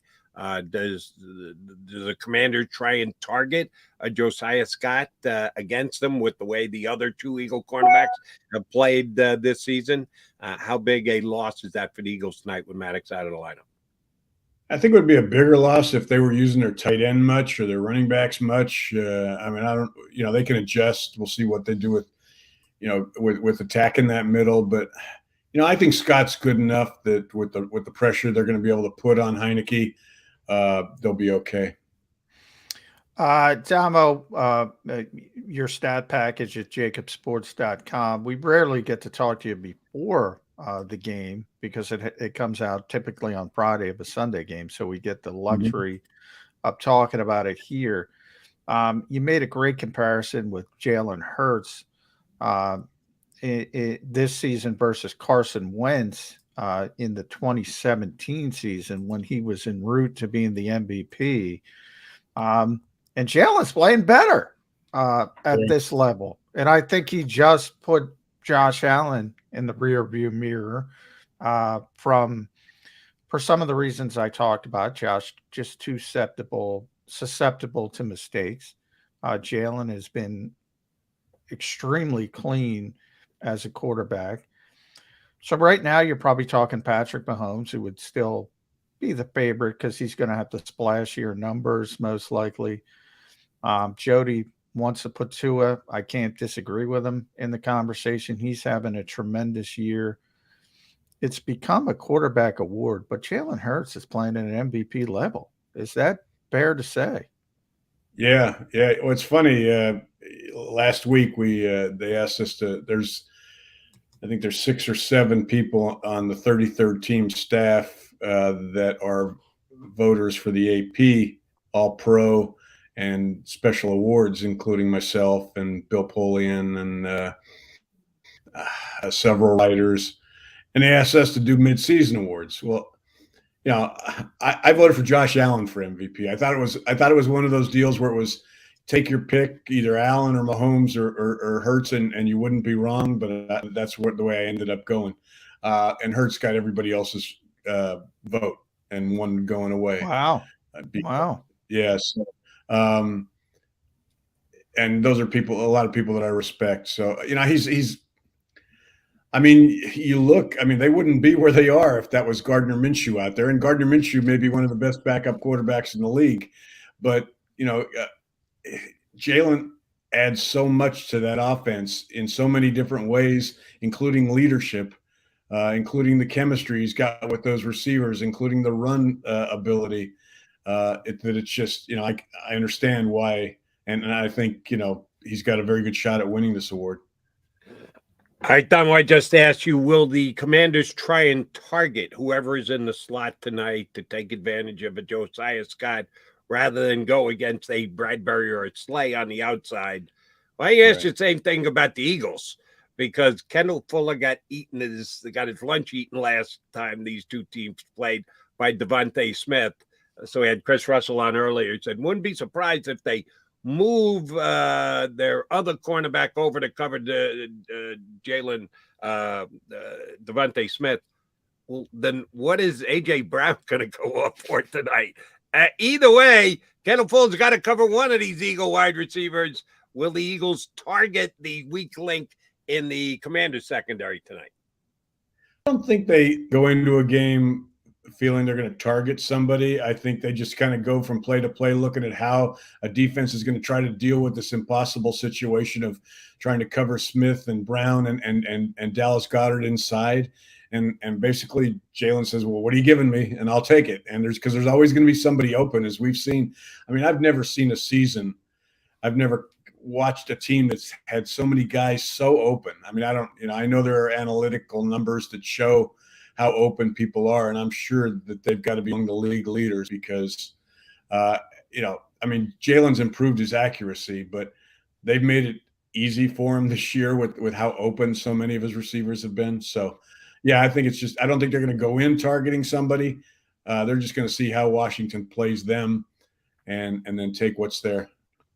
Yeah, And it's kind of interesting because I think A.J. Brown has been sort of the final domino, the final piece that put everything into place. It's just the reverberation of Devontae Smith being a 2, but not a 1, and Dallas Goedert being that second option as a receiver. Even Quez Watkins being able to stretch the field, even though he doesn't get a lot of traffic. I think it opens up things for Miles Sanders. If you look down in Miami, the same thing with Tyreek Hill. Can great receivers, we just saw Justin Jefferson yesterday making plays all over the place. Can great receivers elevate quarterbacks? We always talk about quarterbacks elevating receivers, most notably Aaron Rodgers over the years. Can receivers now elevate quarterbacks? Absolutely, John. I mean, I think you were in Minnesota when Randall was there, right? When he had Chris Carter, Yeah, Randy as a rookie. He just amazing. threw it down there. I mean, he knew they'd be open, and he got it. He had such faith in them, and suddenly Randall Cunningham at the end of his career was an MVP candidate. Yeah. I think that we're kind of Jalen has that same situation here. He's got so much faith in Brown and Smith and Goddard, and trust that he's making passes that maybe last year he was reluctant to make because he knows they'll go up and high point him. They'll go out and just like that first touchdown in the Houston game, where AJ just knifed between the two defenders and went up and got the ball. I mean, that's how they make him better. And so you're right. I mean, you need a good quarterback, but when you've got receivers like that, it takes that quarterback to a whole nother level. All right, Damo, from the nitpicking category, and John and I have done some of this over the last couple of weeks. The Eagles are not a great tackling team. As a matter of fact, Pro Football Focus ranks them either 31st or 32nd out of 32 teams in the National Football League. It hasn't cost them this year because they're 9-0, despite the fact that they're not finishing their tacklings. Are the Commanders a team that we should worry about that aspect, that the Eagles may miss a tackle here or there, and could they pay a price for it? Yeah, I think it was a bigger concern. Again, Houston didn't have much other than Dameon Pierce, but Pierce was a yards after contact runner. Antonio Gibson is too. I think part of the problem with the Eagles and the missed tackles is they've been going for too many strips. It's kind of affected how they tackle. They're not wrapping up. It was especially I noticed it a lot with Avonte Maddox in the Houston game. But I don't think it's going to be a concern. I'll be interested to see if Washington can keep this game close. They'll certainly try to run it because without Jordan Davis in the middle, that seems to be a weakness right now for the Eagles. But I don't think the missed tackles don't seem to. They seem to when they have a bad week with them, it's like Jonathan Gannon gets everybody together and tells them to focus a little better on it this week, and they don't have as many. So I don't know how many they had in the first Washington game. I don't think it was, their numbers. That was probably their best tackling game. Yeah, that was probably their best tackling game was the Washington game. Well, Minnesota, they were okay too because they made the overcorrection. You're right. After Detroit, after the bad performance in Detroit, you tend to overcorrect a little bit. But, to further that point, Damo, is it kind of a give and take? Look, if you're going to be plus 15, you got to try to strip the ball. You got to try to make plays. If you're going to be a sound tackler. Yeah.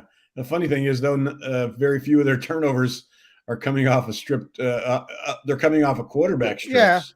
Yeah. But they're not stripping very many ball carriers. They're coming off interceptions or strip fumbles, strip sacks.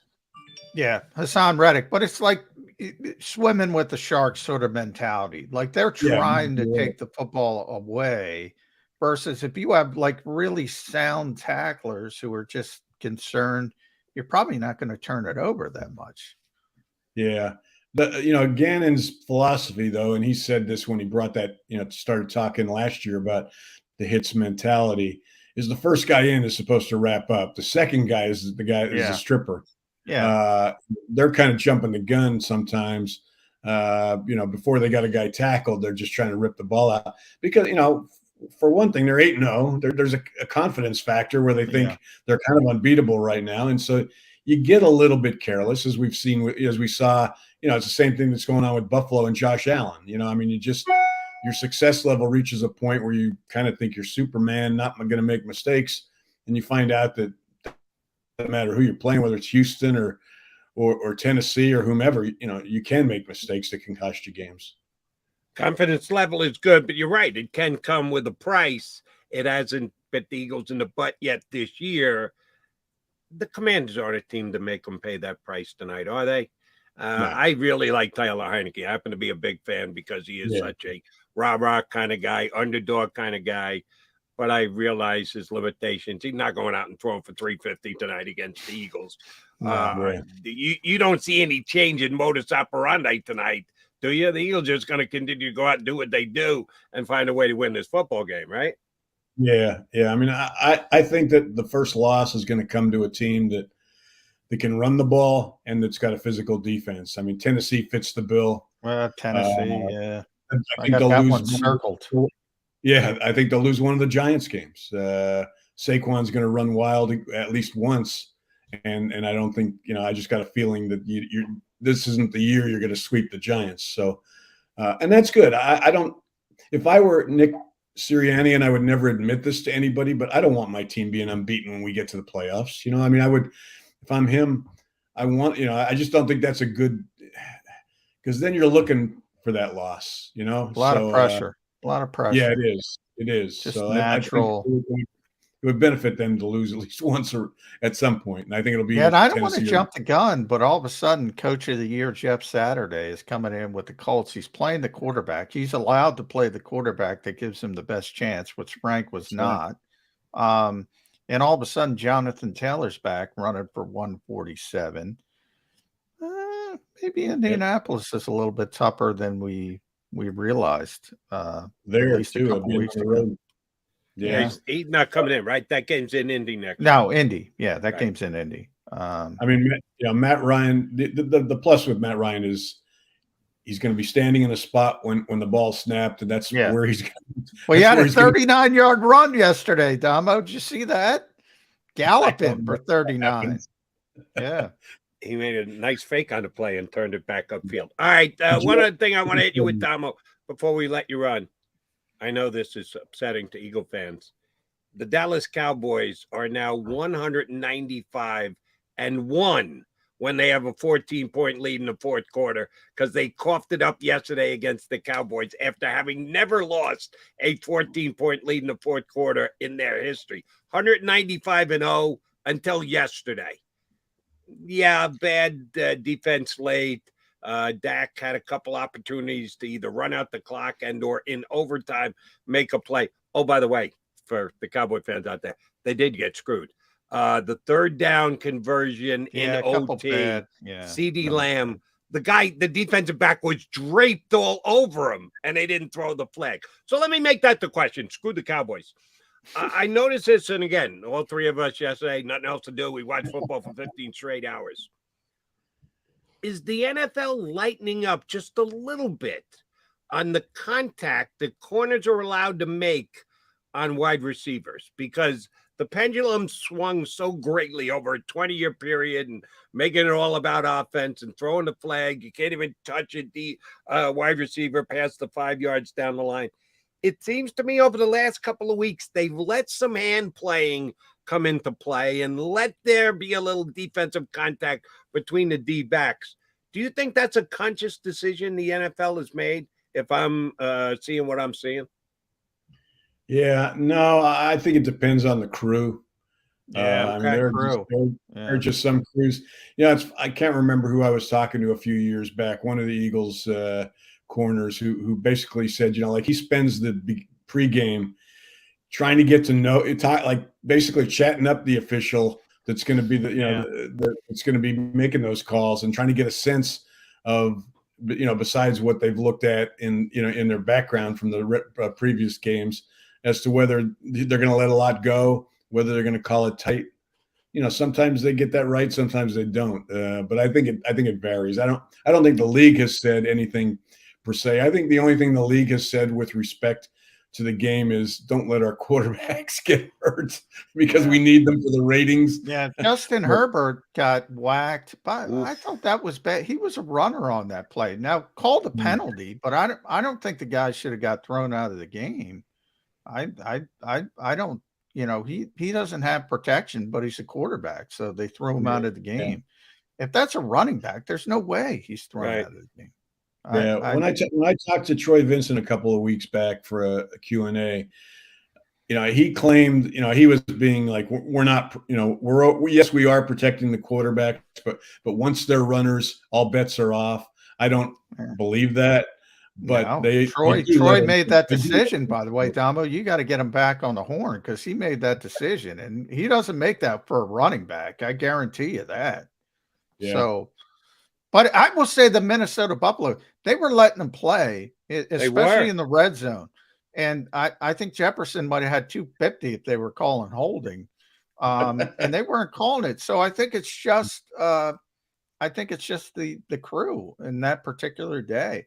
But they were doing that both ways. So Minnesota was really physical in the red zone as well. And I like that. That adds to the entertainment of the game. You get those ticky-tack, illegal contact penalties. That to me is awful, especially when you play good defense and all of a sudden the 3rd and 15 turns into a first down because of a ticky-tack illegal contact. That to me is the worst case situation. But I will say this, and I love the kid, and yes, we'll forever talk about it here in Philadelphia because he was sitting there on the board and Eagles said, we'll take Jalen Reagor. Jefferson complains about every pass. Every single time he's covered, he turns to the referee and goes, he is interfered with every single time he goes into the pattern. He is the biggest complainer. By the way, the Eagles deserve criticism. Don't get me wrong. But can we also criticize Las Vegas and Denver and even Dallas?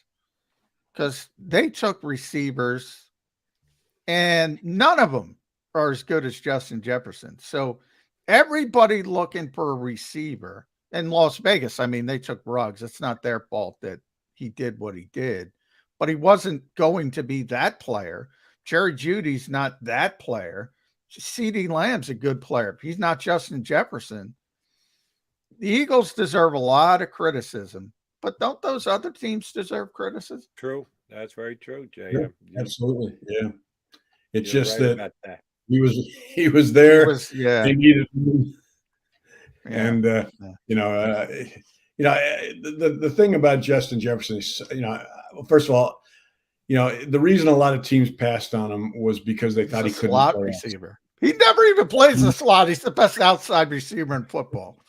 Exactly. Yeah, that's it. And he had done that the year before at LSU. I mean, the year they won the national championship, they moved him inside and Burrow just lit it up, throwing to him inside. But they watched film from more than 1 year. I mean, he's outside now. I got a question for you, Damo, that when we have you on again in a couple weeks, I'll ask you to answer after you get your answer for my question. This year's NFL draft quarterback class, Stroud's going to be a stud. Young's going to be a stud. And then there is a massive drop-off. This was supposed to be the much improved quarterback class. Well, that's only true because last year's quarterback class was as lame as it was. I think this quarterback class is not good again, except for the top two. Who at the 33rd team is your draft expert, your guy you lean on for projecting the college football talent into the NFL the following year? Well, I lean on Ben Fennell, but he's not on the 33rd team. They've got a guy that actually – John probably knows he was fired by the Eagles, TJ McWright, who was one of their scouts last year. Yeah. I don't know. I haven't looked to see their evaluation of the rest of the class. I think a few of those guys are going to end up being a lot better. Oh, they'll get pushed up. Although last year, nobody got pushed up. Right. Yeah, it's And weird. Like I'm I telling you. remember 2 years ago, Spencer. People remember Spencer Rattler. Spencer Rattler was being talked about if he came out Potential as number being one. the first pick in the draft. Now I don't know where the hell he is on the board, but it's nowhere close to being the first round. Yeah, all those guys, Will Levis, Tyler Van Dyke, Anthony Richardson, none of them are starters in the NFL. There are two guys that deserve to go in the first round, and that's it. So do me a favor, put a call into you two guys. So when you have you back on in a couple of weeks, you go, Jody, what the hell are you talking about? Or, yeah, Jody, my guys agree with you. It's this great quarterback draft is supposed to be, which again is very good news for the Eagles because they're not thinking about taking a quarterback. They have their quarterback. They don't have to worry about fishing in that pond. Oh, by the way, pond looking that much better because with the Saints loss yesterday, the fourth pick in the draft. That's boy, the Saints, man. Oh, what what an awful self-evaluation Mickey Loomis made of his team. Awful. Yeah. I thought he got too much credit when they were good, and he not enough blame when they're bad like this. I mean, that was a Sean Payton team. Mickey Loomis was always along for the ride, and now with the pressure on him, he can't perform. Yeah, which is good news for the Eagle fans because, the Eagles have 2 first-round picks. One of them right now is 32nd overall because they're 9-0. The other one is the 4th pick of the draft because of the Saints. Damo, great stuff. Always a pleasure, my friend. You catch him at 33rdteam.com, and specifically make sure you get over there today, JAKIBsports.com, for his stat pack before tonight's game between the Eagles and the Commanders. Damo, thanks for getting up with us this morning. We'll get you back in a couple weeks, big guy. Thanks, guys. Good talking to you. Paul Domowitch, who always has a Hawaiian shirt ready for the occasion when he hops on with us on Birds 365. How come his shirt, when he goes light colored, never has a problem? He doesn't have the green screen. Oh, he doesn't have the green screen. It's all about the green screen. You can go all light if you want. If you put the bookcase, if you go Zach. And I'm not down at Oceans. So, yes, if I got to prioritize being at Oceans more important than yours truly, because I got some really good Hawaiian shirts that I could break out for you. I'm in that same category as Damo, and I wear it well. So it kind of bums me out because most of them are light colored.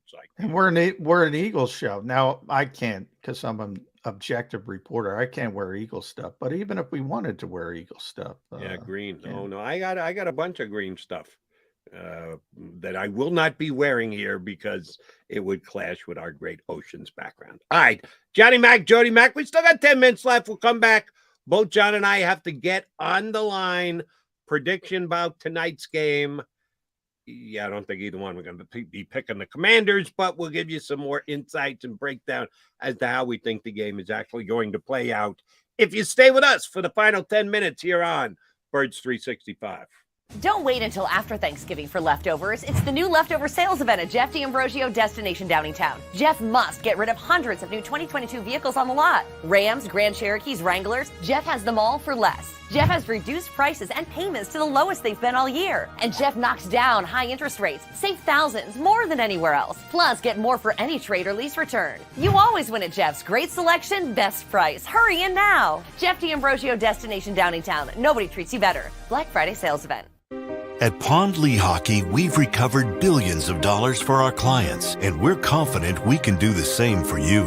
With over 250 years of combined courtroom experience, we've helped over 100,000 injured clients obtain some of the largest settlements in Pennsylvania. One conversation is all it takes to help you and your family get back on track. If you've been injured in an accident, give Pond Lehocky a call.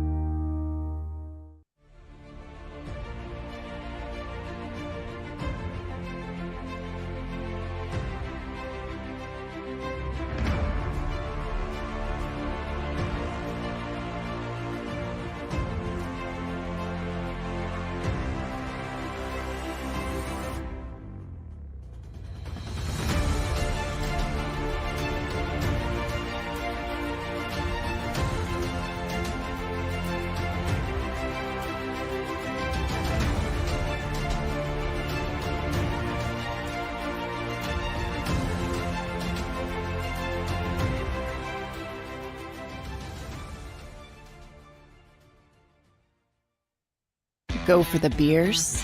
Go for the cheers. Go for the hit and the hits. Go for the scene. Go for the screens. Go for the gallery. Go for the win. Go to Ocean.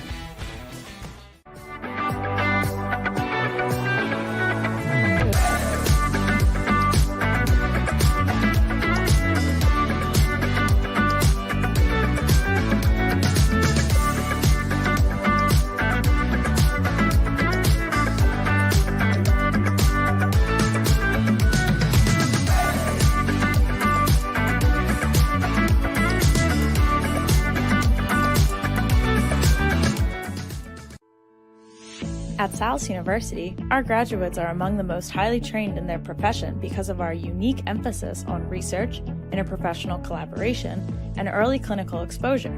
Learn more about our programs at salus.edu.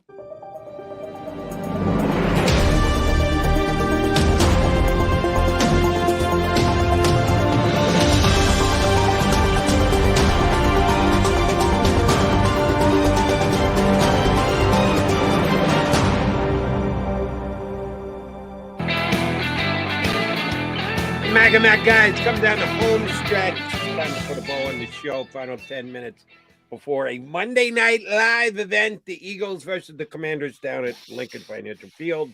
Can the Eagles get to 9-0 with a victory tonight? John and I are both leaning that way. I'll ask him to give us an exact prediction here in just a second.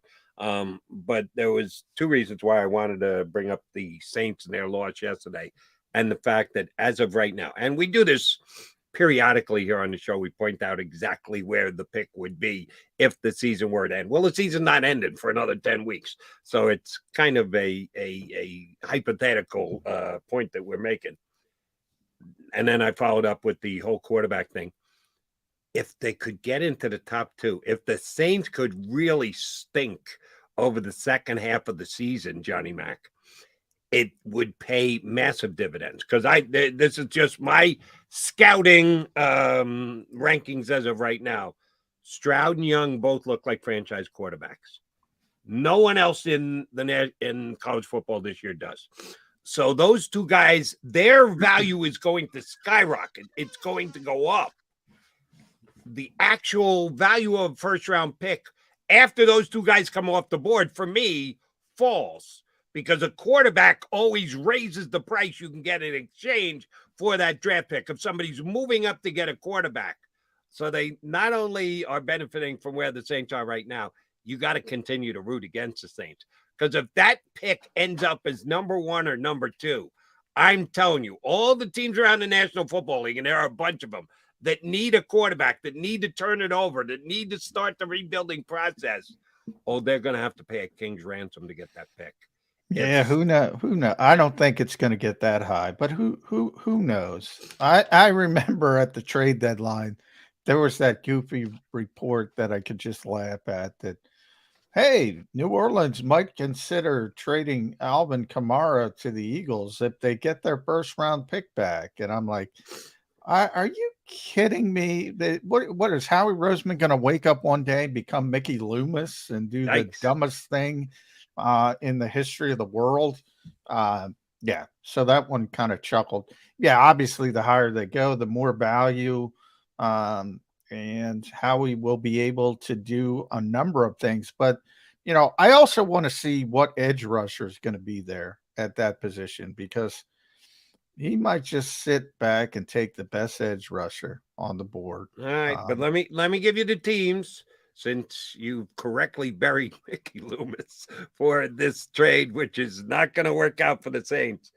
The three teams that are behind the Saints in the draft standing: Houston. The Saints can't get as bad as Houston, can they? I don't think so. Okay. I don't think so. Vegas, the Josh McDaniel-led Raiders. Maybe.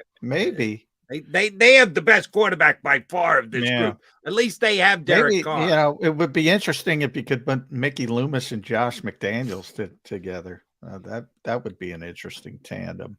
GM head coach. Carolina right now would have the number 3 pick in the draft, and Carolina's showing a lot of life. Maybe they can. Maybe they can do a little bit with PJ Walker. they're at least biting. They're biting. If somehow the Saints could finish with a top 2 pick and the Eagles get it, man, they could spin that pick off for so much draft capital. Howie Roseman at his finest. He plays that angle as good, if not better, than every other general manager in the league, making draft capital pay for you. Howie would love it. They'd be like a kid in a candy store if that were the case. But we got many weeks to go for that. We've only got 10 hours before the Eagles and the Commanders get underway. Eagles going to win tonight. They're going to get to 9-0. How does the game play out, Johnny Mac? I think it's, I mentioned that the Eagles haven't given up 17 points on defense since week 1. You take away the pick 6 of Jacksonville. So I don't think Washington's getting to 17. So I got them at 16. And the Eagles are going to score even they're going to make big plays, even if there's some herky-jerky minutes because of that front. So I think it's going to be 28-16 type of game. Pretty comfortable. Okay. I think that the Commanders will get over 17 points. I got them logging 20 tonight. I think James Robinson might be a handful. He's a good after contact running back, and maybe that Eagle tackling it's not going to cost him the game, but it's something that we're going to have to note on Birds 365 again tomorrow. And Taylor Heineke will make a big play. He might throw a big pick that will set up a short field for the Eagles. I'm going to say he makes 2 big plays and he makes 4 bad plays. 4 plays that say, oof, that type of thing. I'll say slightly less on the bad plays. The Eagles are an 11-point favorite. I think they're going to win by 11 points. If you're going to play the game, I would play the over tonight. The over-under is only 43. I think this game will actually reach the 50. So my final score is 31-20 Eagles. Oh, I got 44 total points. So you're right on it. See, I'm right on the spread. The spread is 11, so am I. I got the Eagles winning by 11. Well, I got them winning 28-16, so just slightly over the spread. Yeah. Okay. We will be back here tomorrow to talk about it either way, and we expect to be talking about an Eagles victory. J-Mac, are you ready after a long night? Are you going to be ready to get up wearing black with me tomorrow morning? Yeah, you might have to. Who knows? You might have to call me to wake me out of my sound 1 hour of sleep. I'll send you. But I'll be here. I will send you a text at 7:55 just to make sure you're with us. Mac and Mac guys will both be back, hopefully talking about a 9-0 football team tomorrow here on Birds 365 in 2 and 2. You've been listening to Birds 365, the destination for the passionate Eagles football fan who bleeds green. If it's Eagles football, we're talking about it. Debate inside the locker room and guests that are some of the greatest football minds from around the region. We hope you enjoyed the show. We know we had a blast. Make sure to like, comment, and subscribe, and we'll be back soon. But in the meantime, hook up with us on social media at JAKIB Sports. See you next time on Birds 365.